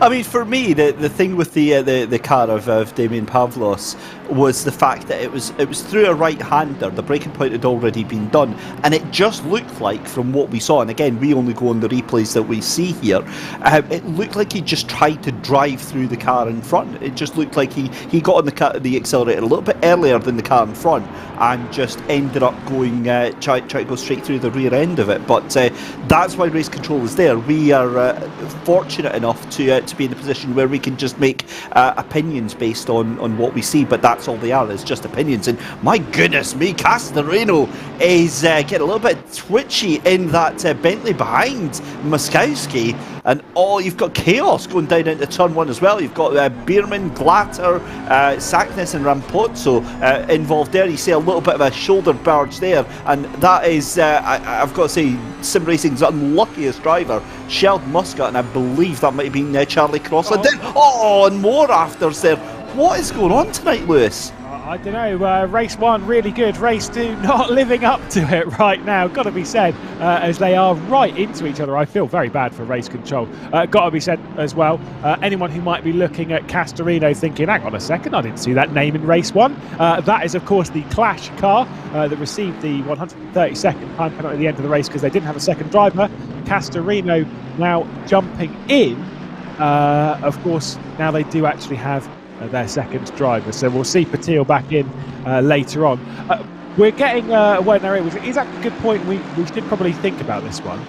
Is that race 1 typically in the evenings that we've had so far has been the decent, the clean race. Race 2 over the previous 2 rounds at Zandvoort and at Brands Hatch has been the messier one, and that form is continuing. Race control with a lot of work to do. Bischoff down the inside of Carbon, little bit of contact there. Carbon leaving it down the inside of the final chicane. Little bit of a brush between the two, but still space is given. This is touring car racing. Little bit of door bashing, and the entire train behind is thinking, yes, yes, yes, I will come through as well. They're going to be 3 wide as Williams Esports try and make it there with Tinko van der Velde getting the slipstream as well of that Porsche. As we run down to turn 1, it's officially properly 3 wide, and Tinko van der Velde 1, 2, is it going to be 3 as well down into turn 1? There's the send, it's just 2, and Williams Esports charging forward. Superb stuff.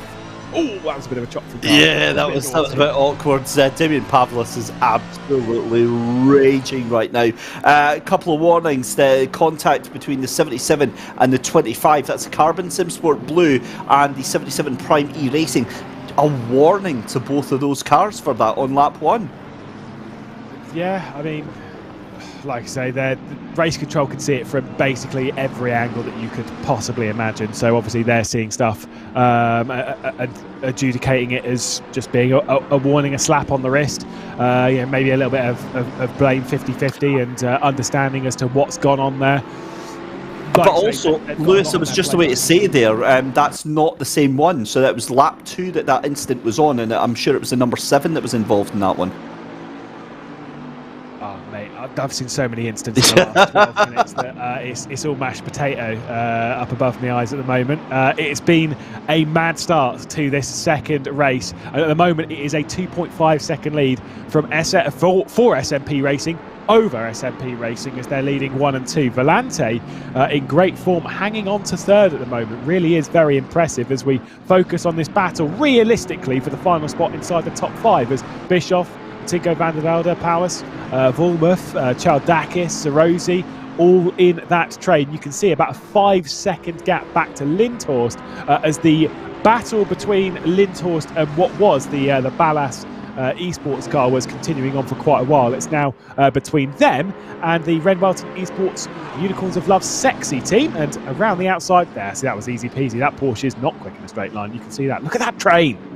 That is a crazy, crazy train coming down into turn 1. There's, 12 cars involved in that little fight, and you get the feeling that if somebody sneezes in the wrong direction, Lewis, that several cars are going to be playing Skittles, and we're going to need to play the old Wii Bowling soundtrack over the top of them, because they are so precariously placed, and that's a great move from Rampozzo. He saw that Janis Saknis was a little bit vulnerable there, and Saknis has been sent out to the side here. You've got another car there, that's Muskowski taking the position as well, and that McLaren is losing places hand over fist. There goes the 129 of Castorino up into that position as well, and you've got to start feeling a little bit sorry for that McLaren. Yeah, there was a pretty aggressive move from Rampazzo. Got down the inside, but only because the door was left open. Now you've got to see Sheldon Muscat and Charlie Crossan a little bit wide at the apex, running over the crest at 9. And Herbenau is now behind. Look at the defensive move as well, as Sasha Glatter in the foreground was trying to get around the outside of Lindhorst. Oh, there's a little bit of contact. The GTWR car of Herbenau receives a bit of a bang from Eamon Murphy, who's somehow on the rear end of this train, which goes up to 11th spot. I don't know how they'd be able to recover into it, but clearly Veloce has the pace to come back from anything right now. Yeah, but also look at the Ferrari just behind there, George Bidby. He just gets that position from Killian Ryan Meenan there in the 1-2-3 Clash Racing Machine, now behind your what was your championship leader. I'm not sure how the points goes there. We've got 2 penalties coming in here. It's 10-second time penalty for car 71, which is the Renvelt Esports Orange of Felix Rupert and Maximilian Walmuth, and also a 10-second time penalty for the 221 R8G Esports Machine of Luke Whitehead and Nicholas Ubin. Both of them for unsafe rejoins, and that is on lap 1, and that is before all that chaos happened on lap 2, so we're still on lap 1 instance right now. Well, we're hearing about obviously the incident points and how, you know, if they build up over the season, you get harsh penalties, stop and go, sometimes a qualifying ban. Gotta say, realistically, I think a lot of drivers are going to be adding to their license point portfolio right now, because there has been carnage, and it's really important with that, knowing that there is a long-term battle that, you know, you get penalty points and then you'll receive penalties later on. For example, of course, Valentin Barriere receiving a 15-second penalty for the next round, courtesy of breaching 3 license points. You've got to play the long game. You can't be like in a battle like this and just think, oh, if you're going to bash me off, I'll give you a bit. Let's go toe to toe, shall we? You know, it's not a UFC match. Let's pump the brakes on that one and think about it objectively. You will still, just because they've bashed you around, doesn't mean you're not going to get a penalty as well for receiving or for dishing it out as well. Meaning that you're going to do yourself some damage in the next race. Be calm, play the long game. And yet, here we are, just five laps into it, and all hell is officially kicked off. But thankfully, things seem to have quietened down a little bit now here as Castorino, because Castorino and Muskowski, as close as they're getting, they have a lot of respect for each other. Castorino's going to tuck into the slipstream here and go and try and make a move around the outside, but the two of them, they've been completely different. The thing is that, you know, there's plenty of drivers on this field who have been having battles and they've been doing it really, really well. Unfortunately, you know, being the human beings that we are, our attention gets drawn to all the chaos in the cars spinning rounds. That unfortunately overshadows what an amazing race has been so far for a lot of these drivers, Lewis. Oh, yeah. Absolutely. It's normally, as much as we're always like, well, it's the majority, they're all just terrible. It's like, no, because we're focusing on the same few because of how the battling is, and they're always in the thick end of things. I will say, I mean, you literally just dropped the commentator's curse, and I've always said I don't believe in the commentator's curse. I only believe in bad driving. I think that is pretty evident in races like this. But like you say, inside, I was going to say inside the top 10, because we've seen a bit of battling. Obviously, you can see there's a few penalties up there. Certainly in the more recent past, it's been a bit calmer. You can't take anything away from the top 3 or 4 cars that have been doing absolutely brilliantly so far. Let's see what happens with this Veloce. A little bit defensive from the Yaz Heat car of Malinovsky behind him. Just a little tap into the rear. Again, look at 21st, 22nd and 23rd and 24th, and we've had 25th as well. The entire grid. Those positions, way down the order, outside the top 20, you've got Eamon Murphy, Malinovsky, Ogorokov, Boothby, Ryan Meenan. What? Like, they're outside the top 20? Those 5 names? Are you joking? Are you kidding? Like, that's ridiculous. Such a talented group, all battling to try and get in the top 20.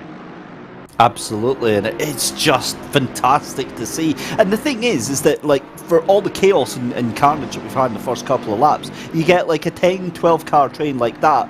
Oh my goodness me, it's Rampazzo. I've got no idea what Rampazzo was trying to do around the outside of Sasha Glatter there, right into the train of Muskowski and Castorino. And again, I will remind you, it was Castorino and Muskowski that I was saying were behaving themselves.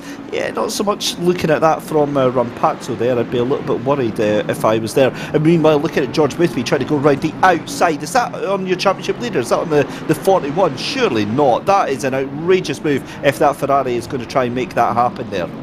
They were the championship leaders coming into this round at Barcelona. I'm not so sure they'd be the championship leaders coming into this race, but I mean, I don't really know on that one. Either way, Ogorokov super aggressive to the inside of Sheldon Muscat. Rooms given, but had to turn out of it a little bit. And here comes Boothby through around the outside of 8. No move there from Killian Ryan Meenan to be able to find his way through on his fellow Aston Martin of Sheldon Muscat. But either way, 2 positions down, an extra couple of positions gained for this group. The defensive move there. Don't make contact again into this corner. If we see that 41 into someone coming down to turn 10, yeah, that's guaranteed a penalty. Either way, Eamon Murphy did get his way down the inside of Charlie Cross and up into 18th position on the BMW G2 Esports car. And breathe. It's been a fairly uneventful opening 20 minutes, hasn't it? Absolutely nothing to write home about whatsoever. Goodness me. Igor Ogorokov now behind Maciej Malinowski. And again, you just don't know what way this is going to go, because Charlie Crossland has the grunt, has the run on that thing, and look at the pace that BMW M4 has coming down the start-finish straight. It's Crossland, Eamon Murphy and Alexander Herbigno, and around the inside, that was way too close for comfort on that one. And have a look at Maciej Malinowski. He fancies getting involved with this one as well. And this is the issue. This is what we've been saying all along. It's fantastic that Eamon Murphy has the pace to cut through, you know, this crowd like a knife through a hot knife through butter. But it's all about risk management. You're in the middle of 18 other cars. That's 17, 18 other opportunities to get absolutely smashed off the track and not take any points. Right, more penalties. Penalty for car 49, failure to hold brakes. That's a 10-second penalty there. And then it's a racing incident for the 521, 72, 49 and 62 on that lap 1 there.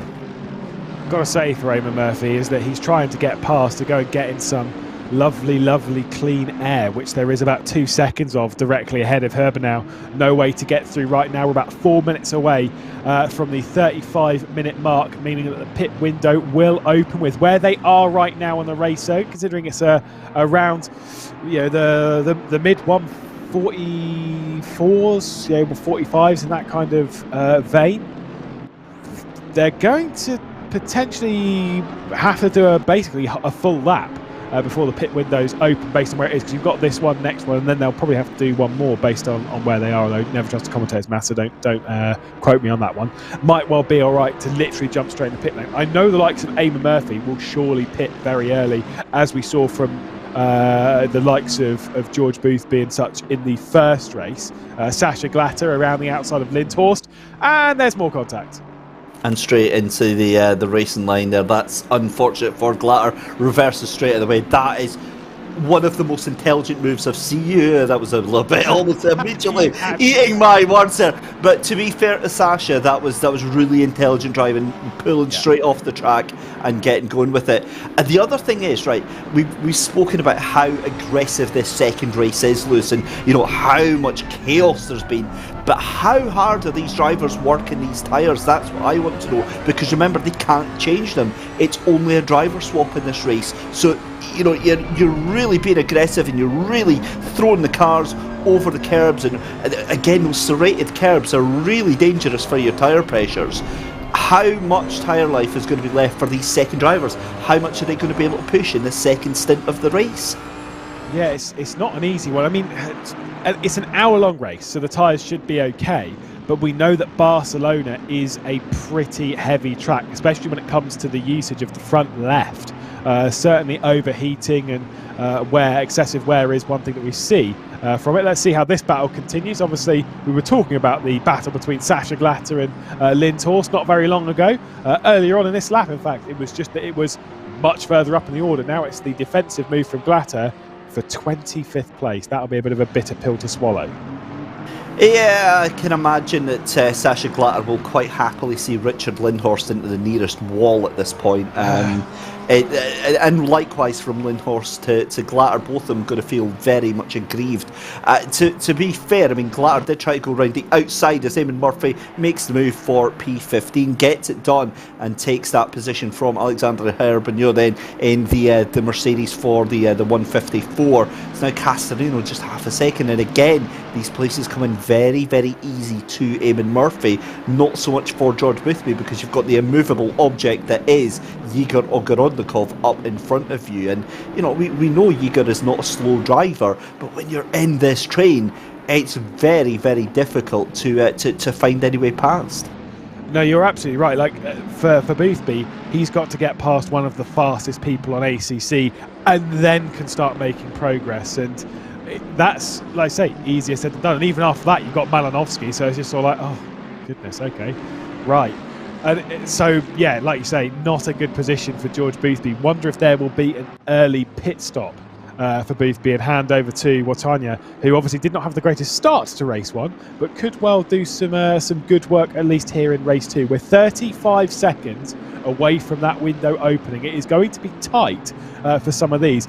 Like I say, I think they're going to have to do that extra lap before the pit window opens. They might get caught out just a little bit with when the window is going to open. I think you're spot on, actually, because 19 seconds left to go. I think they're already going to go through. You might get the tail end of that group able to pull through, but when you look at the 5-2-1 going straight through, we've got more penalties coming in. 5-second time penalty for the number 7 on lap 2. That is that Carbon Sim Sport car for causing a collision. So you were absolutely spot on, Lewis, when you said that it wasn't going to be as rough of a penalty as we originally thought because of that. Because the issue itself was a fairly minor one. He just ran into the back of the car in front.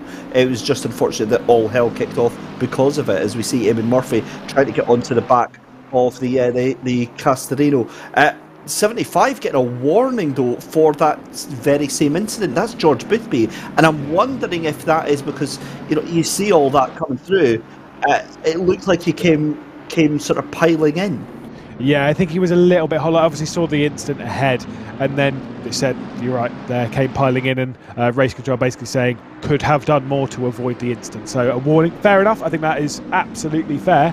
And I said the 5-second time penalty, considering the actual incident, I think that's the right penalty, because it's not an easy one, but the actual incident itself, if it was just them two on the track, no one else around, you might have seen both of them continue without any issue, realistically, past that point. A bit of time lost. Either way, down the inside, big dive there from Herbenau, just to get past Charlie Crossland, I believe it was. Malinovsky as well, just on the rear of that train, but it's given Eamon Murphy a bit of fresh air, at least to the rear. Sarosi, by the way, getting a stop and go 30 because there is just one driver in that car, and so it's to essentially simulate the pit stop, at least, so that it's not honestly ridiculous with how far ahead they'd be and how much they'd play into the victory challenge later on. So the race control obviously dishing that one out to Sarosi to sort of settle things. Malinovsky to the inside of Crossland. Is there going to be the move? No, it's just going to be contact. Yeah, that's a little bit sketchy from the pair of them. Malinowski tries to go up the inside, forces the BMW wide, and again you see it clipping over the curb as back onto the racing line, and that is a net loss for Charlie Crossland of Maciej Malinowski and onto the 41 of Igor Ogorodnikov. That BMW, look at the pace that it's got straight away though. Stop go 30 for Sarosi then, well, we'll find out what that's for in just a second, but look up the inside, and BMW just up the inside there. Apologies, Liz, you did literally just explain it, and I was obviously miles deep into pitwall.live for the timing there, and that BMW has got that place back from our former, well, what we imagine is our former championship leaders. That was very well done from Charlie Crossland. I'll say it again so that we're all on the same page as well, just in case anyone else missed it. The stop and go 30 for Sarosi is because there is just one driver in that car at the moment. The second driver can't make this race, and so it's to simulate the pit stop so that they don't get involved in battles really like right at the front that they shouldn't be involved in. So that's why that one's happened. James Baldwin, though, behind the wheel, coming out just behind the number 75. Have they lost time in that pit box? I'm pretty sure they were ahead of that 75 when they came into the pit lane. They were 3 cars in front of that 75, so time lost. That's an unusual one, given that they can't take on fuel or tyres. Maybe they chose to fix some damage. Yeah, I don't necessarily know. Could have potentially also missed the pit box slightly as well. Quite a few things. Could have been slow in pit lane, could have been avoided traffic. I don't know. Either way, they were a little bit slow in the pit lane. James Baldwin's now got a little bit more work to do. Got to clear the 75, which we know is a pretty quick car, but no George Boothby behind the wheel. It is for Tanya, so might be a little bit easier. Might well be able to do it down into T10. We'll certainly see. And what I think is the pair of them, because Voitna had Igor Ogorodnikov to worry about as they move up the inside.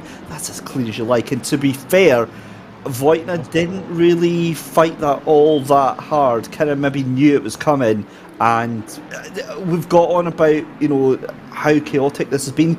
That's clever driving from the Ferrari, because you have to know what fights to take. And with James Baldwin, maybe that's just a fight you just say, right, you take it, you give me some of your fast air that you've got. Although to be fair, Baldwin's already away.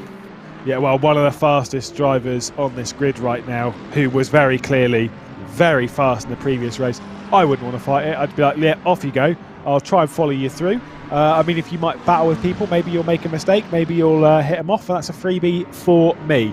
As we'll see the battle between Sever, who's now behind the wheel of the number 91, and Gerardis, who's got to the outside in his McLaren for TF Racing. Proper sending. We've seen a few moves around the outside. That one right up there. Very nice.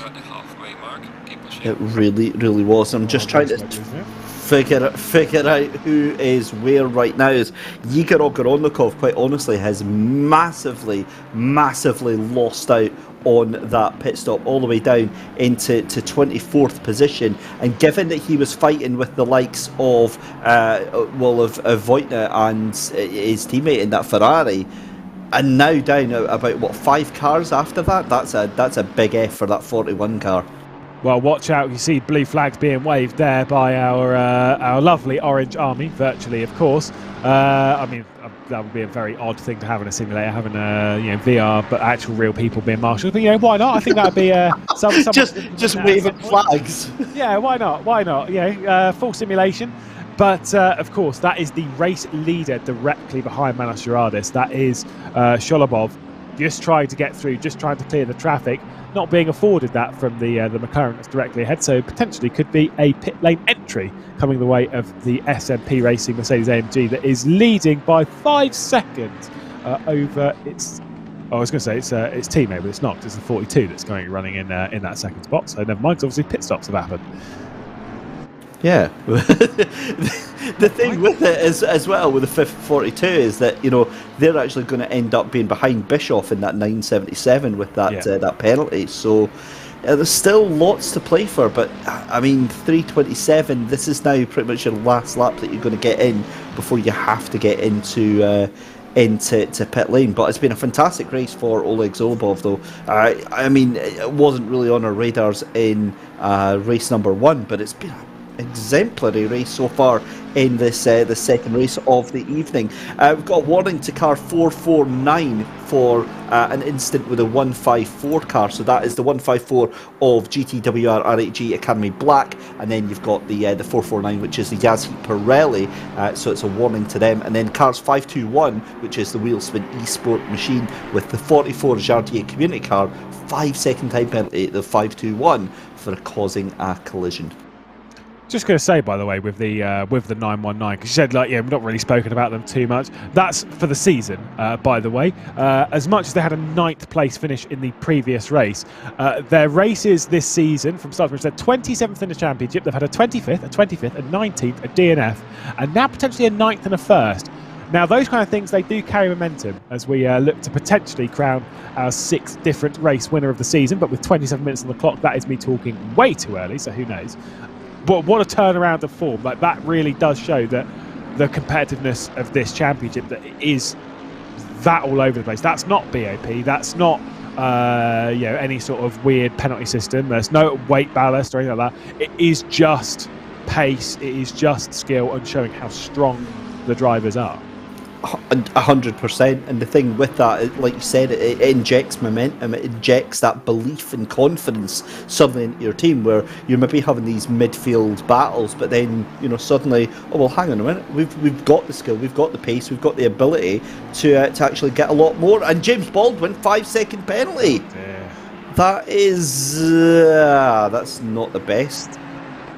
So that's for Murphy, and that's going to have been for a previous incident when Eamon was in the car. So we'll get the penalty up there for causing a collision with the 221 R8G Esports. Wow. Not great. Good thing that it wasn't for James Baldwin. He already has 2 licence points, and they could ill afford a 3rd heading into the next round of the season. Of course, it is the penultimate round of the season. It's only a 5-round championship with 10 races.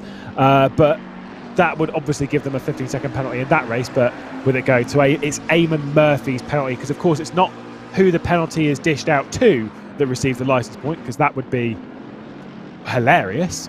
To be perfectly honest, it's obviously the person that gains the penalty that gets the licence point. I know that's very obvious, but just to clarify, because, of course, James Baldwin has 5 seconds by his name, but it's Eamon Murphy's penalty. He's got to get past Bosignore in the wheel spin car. Obviously, probably shouldn't be the most complex of moves, as the Veloce team tried to move forward again in this race. I mean, it's been a rough deal for them. Let's be real. Like, with everything that happened going through T3 on lap 2, had a lot of work cut out for them, but soldiering on. I respect the attitude. Absolutely. And the thing is that although it should be an easier move up the inside of turn 1, that Bentley is having none of it. And remember, it was Bonsignore.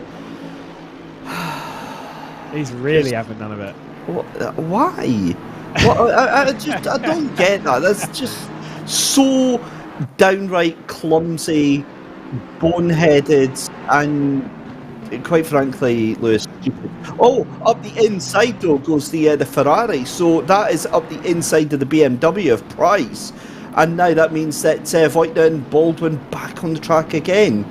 This is just, and this is what I was saying earlier, it's fine being the fastest man on track, but if you're around all these difficult cars that are just having absolutely none of it and showing you no respect whatsoever, you're going to be having a bad time. I say some of the cars that they've passed have been very understanding of the situation. You know, like you're fast, so you can go and get through. Bolsonaro obviously not one of those. 5 second time penalty, probably will get a little bit more from that one as well. Isaac Price will also be one who's not particularly the most understanding of James Baldwin's position. We know how hard Isaac Price will fight for positions in that G2 Esports car around the outside. Obviously got the inside of 11, outside of 12. No way to make that one. Patrick Nodge. Now on the rear end, the Hungarian trying to find his way past James Baldwin. But this one, if you want to speak of difficult moves, this one will be it. Isaac Price is not an easy driver to pass. What have we just come back to once again down at turn 3? What was that? Jonas van Druyten just tried to murder Darren McCormack in turn 3 there. That was... talk about out of context. You come back and you just see that was yeah, the police might be getting called for that one. Right, Baldwin fires it up the inside of the BMW. That was a rather clean move. Was it just me, or did that BMW jolt forward like it just got a little bit of a hit from the Aston Martin there? That was a little power boost to the BMW there. But I mean, the problem with that is all great that James Baldwin is making those moves up, but it means that he's going to be coming across Stefano Bonsignore again in the 521 very, very rapidly indeed. Voigtner has probably seen that and just thinking, yeah, I'm not touching that one with a barge pole. Well, we'll see how the Williams Esports car can respond. McCormack behind the wheel, back to the outside. Volante trying to close on the TF Racing car. No way to make that one stick around the outside for McCormack. By the way, obviously you can see on your tower, Durkop in the 995 Renwelton Esports Unicorns of Love Sexy Edition car has a drive-through penalty that's not for track limits. That has come from race control. It was for unsportsmanlike conduct, or I can't remember what the exact wording was. Let me just... it was unsporting behaviour. There you go. It wasn't too bad. A wild stab in the dark. That was against the number 91 Racework car. That we saw the incident between them down into turn 2, if I remember correctly. So a drive-through, big penalty. Yeah, and it says unsporting behaviour. You can read into that what you like, but essentially it's accused...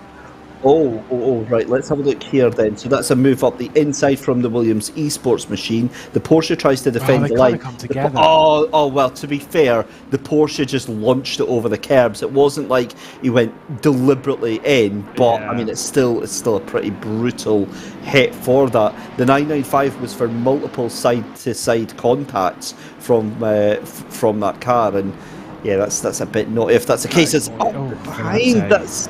I just, what is going on with these drivers? They need to just calm it down, because this is starting to get a little bit embarrassing here. Well, it's obviously side-by-side contact with a driver who is going to get a penalty in the race, because obviously they've not completed their pit stop, because it's Sarosi in the ballast car. We're back with Nodge trying to hold off Isaac Price, has made up the position of the GT Omega RPM Esports blue car on the G2 Esports. So that position has been gained. FFS Racing, James Parker had a great race. One little bit of a snap on the brakes though, running down into T7 for Patrick Nodge. Yeah, you're absolutely right. I mean, we've seen some crazy stuff. I think between like I said, the Williams I think it was just a little bit of just sort of racing, to be perfectly honest. I mean, I don't really want to be like rubbing as racing, because I don't believe in any of that. But between them and the 977 of Van Druyten, I just think it was a little bit of side-by-side contact. Just happened that the model just pushed the Porsche off, and then it was, well, here's the sausage curb, so tough. Let's see if McCormack might be able to do this one a little bit better. He's got the outside line this time in that Williams Esports car, and that grunt of the Merc, the torque that it has coming off that chicane, and then the drive that it has in a straight line, more than enough to clear Van Druyten and get himself up in the 4th position for a 4th podium of the season, though. Novikov's up the road. It's going to be a little bit of a tricky one. Can you imagine being behind the wheel of that Porsche and how frustrating that is, just watching a car drive by you in a straight line? That must be, yeah, pretty brutal to watch there. Jonas van Druyten flashing the headlights there. I've got absolutely no idea why. There's no danger. There's no danger he's going to be getting past Darren McCormack. We've seen. I mean, the fact that Porsche is so far up is brilliant. But realistically, yeah, I'm not seeing that. I think it's going to be a couple of seconds before we see it getting devoured by the McLaren. Talking of the McLaren, James Baldwin getting a little bit dicey here with the Ferrari. And again, that risk management sort of thing. Do you want to be taking these chances with 20 minutes left to go and you're fighting for P16? Yeah, and the Yas Heat Richard Milcar plays that one again brilliantly. Obviously, the cutback from Baldwin to get down the inside. And then, as much as they were side by side off of the corner, obviously, just let Baldwin go. Just let him carry on. Did it earlier on in the race, coming down into this corner, and has to again. Probably it was a bit like hang on, didn't I let you go earlier in this race? But obviously, more issues for Baldwin down at T2. Now got Patil directly ahead, and I think it is good at least that the Clash car won't get a 130-second time penalty at the end of the race this time, by obviously courtesy of having two drivers. Thankfully, his teammate of Castorino was able to join this time as we rejoin the battle for 5th. Yeah, the Porsche is going to try and fight this one a little bit too hard. I think this one, purely because it's just not got the straight line speed. It's just getting destroyed by every other car in a straight line. And the McLaren was so close to going by it, but it knew it was going to be late on the brakes there. And Jonas van Druyten. So it's going to be a drive-through for car 41. Bad day from bad to worst as James Baldwin gets past David Pertil. Now, this is where it becomes slightly awkward, because have a look who is up in front, Lewis. It's a little Bonsignori. Pretty sure I vaguely remember a couple of laps ago, a little incident between these two. Round 2. Yeah, ding, ding. It is a bit of a ding-ding here. Let's see what happens between Baldwin and Bonsignori. Surely, if you're Bonsignori, you're just like, okay, I'm really sorry about what happened earlier. Just, I won't fight you too hard, but well, these are races, so probably not. Yeah, a bit of a shame. Drive-through penalty for the 41. I mean, you can't even see them on their tower. Oh, you can see them, sorry, down in 23rd position right now. Not the round for our championship leaders. Does seem like quite a few drivers and teams are having a few bogey rounds this season. We've only had 3 races. We've seen this though, in the SimGrid VCO World Cup. We've seen it in the sprint series and stuff before, in the endurance cups. We've seen 5 rounds, 5 completely different results. It's not like in other championships where you get the same top 5 of a race in different orders. It's just craziness all over the place.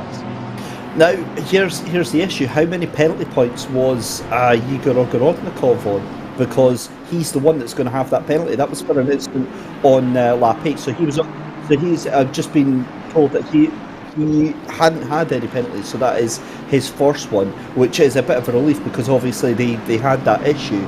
And if that's against him, which it was on lap 8, so it will be, that's a bit of a minor issue for them. Yes, it's going to affect their race this time round, but let's face it, they're in 23rd position, so it's a minimal damage. We're going to see a battle for the race lead, though. That's one thing that I can tell you right now, because the 81 is closing in. Shermatinsky behind the wheel at the moment. Of course, I don't know how much a battle we're going to see here. It's SMP versus SMP. 81 closing in on the 919. It was about 0.7 of a second on the previous lap. The gap's now 2.3, and with 15 seconds left on the clock, I mean, my maths is bad, but 0.7, that's coming down. That is coming down pretty swiftly. We'll see if that was just a mistake. Oh no. Wow, Sarosi was going to get a 130-second time penalty at the end of the race. I'm pretty sure you can very easily add probably around 15 seconds based on what was in the first race to that tally. It's lovely weather we've got here in Barcelona, isn't it, Lewis? It's not snowing. It's not raining, as Max Voigtner is getting bad things happening to him from that's the number 8 there of Patrick Nage, who's muscled his way through, so getting sent backwards, and that means that Price and the BMW all over the back of him. So what is happening with that Ferrari car, because he was on to the back of David Pertil there, and meanwhile James Baldwin, Lewis, 0.8 of a second behind Bonsignor. There they are up in front. the bad part of me, the part of me that enjoys bad things happening, kind of wants to focus on that battle. Yeah, you got, like I say, you got to focus on some of the positives. But like I say, it is what it is. The drive-through penalty has now been added to the 41. So I did see that it took a little while for Race Control. Obviously, they've got a lot to do. They've got a lot to pick through right now, but they've instantly come in and served it as James Parker is trying to hold on now from Isaac Price after getting past that BMW, not looking particularly the fastest, and Isaac Price seeming to struggle with it in the BMW G2 Esports team. They've not been particularly up to speed all season. With 40 minutes left to go, I'm going to take a wild stab in the dark, David, and say that I'm pretty sure the driver briefing next round might be a little bit different, potentially a little bit harsher. My concern is Michael Hamlet going to have a voice left after the driver's briefing next round? Because it's safe to say he doesn't give them a free pass when he briefs them to begin with. And after this one, I think they're going to be turning their Discord volume down a little bit. Or joining and then muting Discord. just take the headset off. Yeah. I mean, I have been in some race briefings where race control have been irritated, shall we say. Not here in SimGrid, because I've not raced, because I saw you race once, and I was like, nah, I'm good. But race control, like I say, when you do that race briefing, the race briefing is there for a reason, right? It's to tell drivers what is expected of them, and it's you'll do the obvious, right? This corner might do this. Obviously I do the basic stuff. Like you'll need to pit in the middle 10 minutes of the race. Blah blah blah blah blah blah blah. Isaac Price got more issues as well as TF Racing on their return up the order after that issue down at T9, sent it right in around the outside, nearly spun around for yet another lap, but Gerardis manages to keep it on the road. But yeah, race control will tell you, they'll do their basic little speech, and then it'll be like, right, and now the last 3 rounds. Race 1, great. Race 2, unacceptable. We've got to clean this up pronto. My favourite is when Michael Hamlet, he does this on special occasions. He just pulls out the dad line of that he's incredibly disappointed in the standards of the... And there is nothing that cuts to your heart deeper than somebody saying they're disappointed. It's just like, it's the worst thing you can possibly hear said to them. But no, they know the script by now. It's not their first event here at the SimGrid or with Coach Dave. They know the standard that is expected of them. We put a lot of work into produce these events, broadcast-wise, and we take it very seriously. Both myself and you, Lewis, we put a lot of work into it, and we do a lot of promotion work, and for the love of the sport and for the love of this, and it's when you get races like this, it's a little bit awkward because you're like, guys, what are you doing? You calm it down a bit, please. It's a little bit awkward. We'll say, obviously, you said there about being sad to hear from the driver's point of view about Michael Hamlet saying that he's disappointed. I'm pretty sure one day he'll pull that card on us. Obviously after our sheer banter. So I'm sure we'll get that at some point. Who knows? Either way, let's see if James Baldwin can make a move on Bonsignor. That's such an aggressive defence there in the wheel spin car. Still no way to make this move, and obviously these two have had priors. They've had contact down at turn 2. Also must interrupt ever so slightly to say the gap for the race lead is 1 second. That 919, I mean, you can see it on the map there. Look at turn 9. 919 and 91 are basically nose to tail. That is going to be a battle for the race lead. Between teammates, though, bit of an asterisk as whether they actually fight hard or not. Yeah, I think I think it'll be a nice show, but there won't be any fireworks between them, or I certainly hope so, because that would not make sense. Although, to be fair, look, we've seen that tonight from the Renville team, accidentally, of course. But yeah, James Baldwin, I think we saw there, was getting very, very frustrated. We cut back to Gabor Savosi for Team Ballas Esport, and again, how far is that Porsche falling down the field? It's awful, because I mean, imagine driving that car, right? It's a great car, but it just doesn't seem to have the straight line speed, and that's what you need on a track like this just now. It's just not happening for them. And bless them, to be fair, they're pushing as hard as they can, but part of me thinks that they're overdriving that machine. Now there was a team in the Porsche that's coming up in the weekend's racing. Of course, when we come back here to do the 1,000 kilometres, we'll see if Sorosi can get to the inside. Of course, technically for position, although not really, as he gets down the inside and picks that one up. We've got a drive-through penalty for Van Druyten, although no word from race control as to where that's from. I wonder if that is track limits or whether we've just not received the wording. The car that I was speaking of, though, I'm just going to see if I can find it. It's the Yaz Heat car. Oh, there's the contact a little bit again. Skips over it. See, now that was bad from Baldwin. We'll see that one again. We'll rewind it. Let's just not talk about it and just move on and continue my point. Yaz Heat, George Boothby, Yaroslav Honzik, Maciej Malinovsky. What car are they in? Around here, Porsche 911 GT3. I think they might be in for a bit of a tough race based on how that Porsche is performing. Oh my days, right, we've got 3 penalties. One to car 42 for an incident between car 7 and 42s. We've got chaos going on again.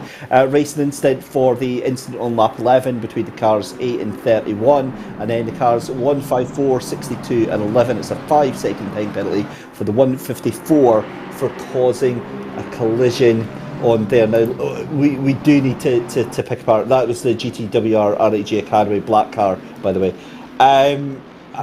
That incident down in turn 1 with James Baldwin. For me, I'm looking towards that Bentley in front purely because it gave him no room. Bonsignor forced the car off track. The McLaren had nowhere to go. It tried to go over the ramp. The obvious thing was going to happen. We've seen it happen before, and it ends up clattering the Bentley. For me, I think that's a racing incident. Like I say, it's one of those things that race control will look at, and we will take another look at now. Let's see our way through it. And obviously, we can see the throttle trace here of Baldwin. This was the thing that I was going to look at. Keep your eye on it as it touches the curb. So we'll see. Going around the outside, like I say, squeezed off a fair amount, and bang. I mean, I just need to look again at that throttle trace as to whether he was full going over that curb. I do believe there was a fair lift. So yeah, it was about 20%. It was about 20% throttle from what I could see. Yes, that's on fair that enough one. then, to me. Because that's that. If you're going to tap that curb, then yeah, fair enough. Like I said, I mean, there was no racing room given, so I think you're absolutely spot on that one. So I'll back up on my criticism. Someone who is quite a bit better than I am. It's the thing is, I mean, it's an awkward incident nonetheless. Yeah. I mean, it's something that you don't want to see Baldwin doing, and let's face it, it's not something that you usually see Baldwin doing. But then we don't normally see him down in almost outside the top 15. The problem is for me, the Bentley ran the car wide deliberately. We've seen how defensive that car's been, and look, fair enough. You want to hold on to that position. That's fine. As we see, Shermatinsky is so close, but do we think he's going to make a move? I mean, surely he would have moved out by now if he was. Not quite. I mean, the Merc's too quick on a straight line. Carry on with your point. No, I was just saying. So the Bentley ran the car out wide. For me, it was deliberate that car that he didn't leave him any room because he didn't want that car to get past him. It was Jonas Van Druyten into pit lane for the drive-through there. But you pay your money, you take your chances. That was the risk that was going to happen. And here's Valentin Barrier on the outside of Konstantinos Kontogiannis. Yeah, I mean, what a crazy round we've had at Barcelona. Around the outside, that is how it is done. That's not how it's done. Wow, that's the commentator's curse. Nice one. Valentin Barrier, who has a 15-second time penalty in the next race, courtesy of breaching the 3 licence point limit, will be under investigation, I'm sure, for that one. I'm not sure which way it would go on the blame. Honestly, my brain is mashed potato when it comes to picking apart these incidents. We've had so many of them in the racing today. It's been a suboptimal race in the Coach Dave Super Sprint, and unfortunately, like I say, just not really what we would expect from a championship. First race, very, very enjoyable, but for the 3rd consecutive round, the 2nd race is where we're falling a little bit flat, which is a bit surprising considering how normally it should be the other way around. Either way, focusing on the positives, focusing on what we have in front of us. Hartveld just on the rear end of the top 10, trying to get his way into it in the GTWR RHG Academy car, but I'm more focused on that gap. I know you're saying, yep, teammates, yep, fair enough. but Murdasov and Shermatinsky separated by half a second. Will there be anything? Certainly not on this lap. That gap is way too big. Yeah, it's increased quite significantly. Raymond Mooney is giving it big licks in the YouTube chat. We're blind apparently, but he does bring up actually a really good point. He's saying according to SimGrid rules that was the Bentley's corner, so he has the right to the full corner. Now, I'm not sure what to make of that, because yes, he's entitled to take whatever line is there, but does that mean that you can push the car out and yeah, it's we've seen that particular move happen in real life, and there's arguments both ways. The driver that it happens to is going to feel aggrieved, they're going to feel like they were pushed wide, and the driver in front is going to feel like that was their corner and that the car behind has to yield. Yeah, I mean, I've always kind of said a lot of the case with the it's my corner. I think that is absolute rubbish when it comes to the it's my corner stuff, because if you're fully alongside a car, regardless of the rules, if a car is fully alongside, it's there. Even in NASCAR, that's not okay to just actually is, but still, you would get told off quite a bit, even there, and it has happened before. Just not often, because but no, for me, I think that is complete rubbish. So we'll roll back on that one, but apparently we're blind, so who knows. Either way, battle for the race lead, 3 minutes left to go. That means we're going to get 2 laps to see if Shermatinsky is going to do anything about Murdasov. I'm going to say probably not. Yeah, we'll it would be the wise thing for the team. I think we've disturbed the hornet's nest here, Lewis, because they're doubling down on what they're saying for sure. On about that Baldwin made contact with the Bentley down the straight as well.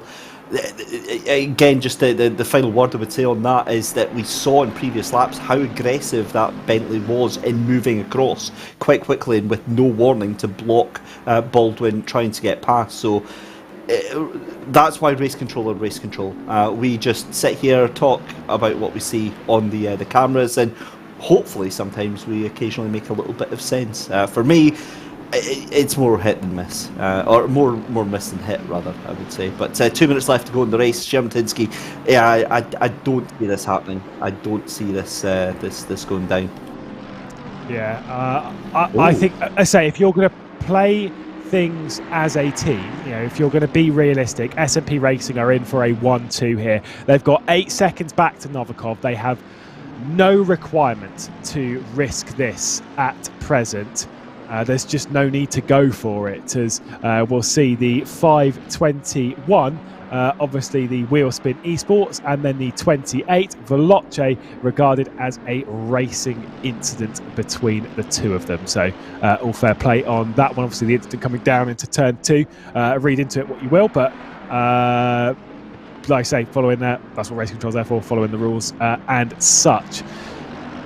I think, like I say, for these two, they've just these two teams, they've just done exactly what they needed to do up until this point, and there is no need for them to throw it away. The only kind of questions that sort of get levelled on that one is about their championship position. Now, we know the 919 is way down, and the 81 isn't exactly in a much better position, in 19th position in champion coming into this round with no top 10s prior to this round. So realistically, there's no you've got to get through to help you in the championship. It's just hold on, 1-2, brilliant.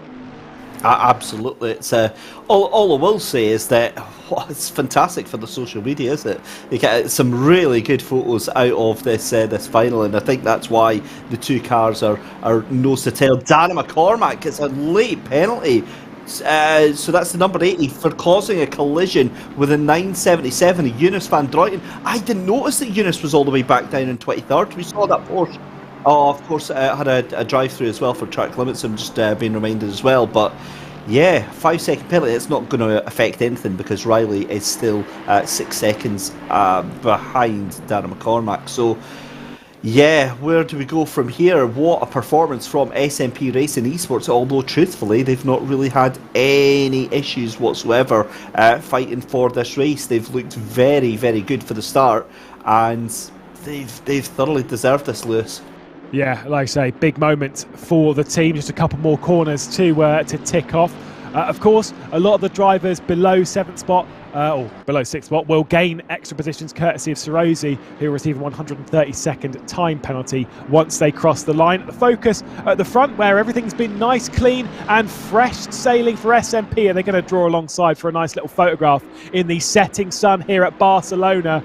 Igor Murdasov is going to be victorious here. Shermatinsky in 2nd position, making a 1-2 for SMP, and the 919, which is way down in the championship, is our 6th different race winner of the season. 6 from 6. At this rate, we're going to get 10 from 10. It is absolute madness. Unfortunately for them, they will have absolutely no idea what was going on behind with just this crazy race. More positions gained. Senko, with all of that, by the way, is going to finish inside the top 10 in that 449 because of the penalty to the cars ahead. They're moving right the way up. Crazy. And I think that that means that James Baldwin is actually going to finish in 15th position because he's going to lose that 13th to Patrick Nage and Max Voigtner. So Voigtner is going to... yeah, that's right, because of Hartfeld in front. We're getting 2 more then. Yeah, oh man, it's going to be like cat and mouse watching this leaderboard change immediately afterwards. But either way, that little battle that they've had, the 75 and the 28, 75 going to come out on top tonight. Who actually won, by the way? Because I'm seeing on my timing sheets that Shermatinsky won. It is showing Murdasov or something. Okay, no, just double checking. Just seeing it on my timing sheets that it was it was Shermatinsky. Panico, we do believe it is, because obviously they were side by side across the line, so it might panic a little bit, but it does seem as though at least there we go. The 919's victorious, which is the right thing, at least as far as we were seeing. But I mean, considering all of the carnage behind, SMP played their cards beautifully right there. That was a perfect team coordination, and like you say, they just didn't fight at the right time. I'm kind of wondering when they closed up, and I mean, don't get me wrong, as commentators, as enjoyers, watchers of the sport, we would have wanted people to race a little bit in that battle, but considering how everything gone in the day in that race, I think we could have had it's good that we calmed it down a little bit between those two. Well, it got there in the end, didn't it? I mean, there was like about 90% more, maybe 200% more incidents than we had in the first race. The first race was a good, frantic, hard-fought race, and race 2 was a little bit dodgem cards, but it is what it is. Race Control have dealt with it all, and we've had a very, very worthy brand new winner for this championship. Yeah, like we say, I think it's great that we are adding to the list. SMP joining, of course, Veloce joining the winners list today to make it 6 different winners. And as by the vote, we had it through the race, of course, whether we were going to see, we had 5 races with 5 different winners, we're going to see 6 from 6, and the answer to that question, tick. That's a very solid yes, and David, that feels right. And the question is, are we going to get 7 from 7? Are we going to get 8 from 8? Are we going to get 10 from 10? It's possible. I'm definitely not making any comment on that now, because I said no, it wasn't happening. I cut you off mid-sentence when you asked that. I was so confident it wasn't happening, and yet here we are. Yeah, look, anything's possible now. And what a brilliant championship this is, if that's the case. If we've got, 6 from 6 in terms of different winners, absolutely, it means that it's wide open, doesn't it? Yeah. The title race is going to come down to the wire. That's almost a guarantee. With how things are close, with how chaotic things have been, no one is taking control of this championship right now. From our point of view, it's brilliant. From a racer's point of view, probably less so. I mean, they're probably going to be a bit stressed out, being like, I want to win this championship. I've got chances, but I can't string 3 races together. No one is really in charge. I think the team with the most podiums is actually Williams with 3. It's honestly absolute madness. And the scenes we saw today, let's focus a little bit on the negative. they need to really tidy themselves up. I think they absolutely do, and again, I just want to touch on some of the comments coming in on YouTube, as always from our wonderful Armchair Race Control. It gave me a little bit of appreciation actually on the past couple of weeks, because I've been doing a race. I've been doing stewarding for a series outside of this on a completely different game, and it's given me a completely different understanding of what is involved in all of these comments that we're getting tonight. This is all the comments that I had over the weekend as well, and I'm at the point now where when you see those comments, you know that you're on to the right thing, because if they're controversial, if they're there to make a decision, that decision is going to be unpopular one way or the other. If you're making a popular decision, that's when you kind of have to worry, I think. And at the end of the day, they do a fantastic job behind the scenes, and they're so blooming quick with the amount of instance that they have to go through. So for the comments about they're inconsistent, I definitely don't agree with that whatsoever. But at the end of the day, we're very grateful for everyone coming in and watching, and as always, we appreciate all the engagement as well. So we aren't going to get an interview from our race winners. However, from second place on the finishes, I mean, to be fair, I think it's a good idea to chat to SMP Racing. We will have Ivan Sherman-Tinsky joining us in the interview, and it's pretty good to catch up with them after a 1-2 finish. Fantastic stuff. Ivan Sherman-Tinsky, considering the results we've had this season, SMP have kind of struggled to get up to speed in this championship. To have a 1-2 here at Barcelona, things are looking to have a bit of a turnaround for you as a squad. Yeah, I can definitely agree with that. We did not expect that ourselves as well. As you said, exactly. First two races, they weren't really good for us. A lot of stuff happened. Can't say it was like under preparation maybe at some point, but most of all it was just the bad luck, getting caught in the incidents, getting some penalties here and there. And here we were kind of looking for a comeback, but we couldn't expect something like this anyway. I think we had a really good quali pace, but for the first race, my team in Bentley, we got P9, I think. And the other team in Mercedes got P25, which is very, very far behind. But just after half of the first race, I was already P4, so I got 5 positions, and the other team in Mercedes was P9, so they got like 16 positions, which is incredible result. We managed to bring like that in the first race, and got a really good positions for the second race because of the reverse grid. Then we had a bit of luck as well. I don't know, this incident that happened with us, with Bentley and Aston Martin of the other team in the turn 3 of the first lap, I think. We were expecting the penalty for this, but I don't know if it's still under decision or not. But basically, after we got through on the first lap, we understood that there is a very high chance for us to score 1-2, and knowing that we can technically get a penalty, we just wanted to go as fast as possible to compensate a possible loss on the pit stop because of the penalty.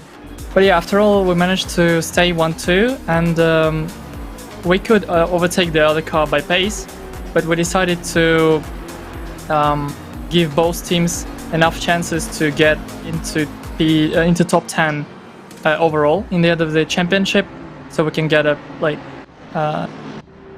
basically to leave both teams a chance to get a % of the prize fund in the end of the day. Now, you've said there about running 2 different cars. You're running a Mercedes, you're running a Bentley. How hard is it to get up to speed in 2 very different machines as a team? It's a bit hard because the teamwork preparing for the round of the championship is of course not the same, and at the same time we also run the same Mercedes for 2 other championships currently, for SRO Endurance and for the upcoming Coach Day 1000. So we mainly work on the Mercedes. But me and my teammate Oleg Kamenev, we just wanted to pick a Bentley for this championship because we like to drive it, and we thought it would be a better option for the championship itself, considering the track choice and our personal preference. So yeah, we just decided to go with it together, and I don't think we struggled too much, to be honest. I'm currently basically preparing for different championships in 3 other cars, in BMW M4, in Mercedes and in Bentley. And I was thinking that it may be the problem because I focus on too many things at the same time, that we had no good results in first 2 rounds. But I think this round proves that we can be on pace in any car with any kind of preparation, whatever. So overall, I'm really happy for myself, for my team, for the whole team overall, for the 2 cars. This is incredible performance, and we're looking forward to deliver the same in the next round and in the last round on Imola. Well, congratulations. We'll let you go and celebrate with the team. A fantastic 1-2. Thank you for giving us the words of the team.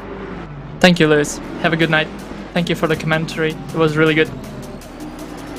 Well, David, here we go then. Summary of the round. Race 1, good. Race 2 has positives, but has struggled as well. Race 1, yay! Race 2, that's about as succinct as I can make it tonight. Like, at the end of the day, it shows just how hard these teams are pushing. It shows how hard these drivers are pushing. Race 1 was amazing. They found the right balance of aggressiveness and respectful driving. Race 2 maybe overstepped the mark on several different occasions, whether that was as a result of stuff that happened in Race 1, because that's what we have to remember as well, Lewis, is that, you know, maybe there was some instance that had happened to some of the drivers in Race 1, thought, I'm not taking that, I'm not having that happen again, I'm going to keep my elbows out, and maybe that spills over into to Race 2. Either way, look, we're in for a treat. The rest of the season, just a couple of races left to go. Yeah, we are poised and primed for some amazing finishing for this championship. Before we get to that, of course, we've said it before a few times and we will say it once more. Saturday, you've got to be here. It is, of course, the start of a brand new season here in the SimGrid. The Coach Dave 1000, 5 rounds of action starting here in our little run around Europe. Barcelona, Imola, Nürburgring, Silverstone and Monza. 3 driver teams, 3 splits of racing as well. It is going to be absolutely fantastic. We'll keep our fingers crossed. Race Control will do their stuff behind the scenes, and of course on the driver briefing before the next round, that things will tidy themselves up for that second race, and hopefully the first race as well, before we return in a few weeks' time. Thank you very much for joining us throughout this broadcast. I've been Lewis McGlade. David Christie has been alongside, and until next time, bye-bye.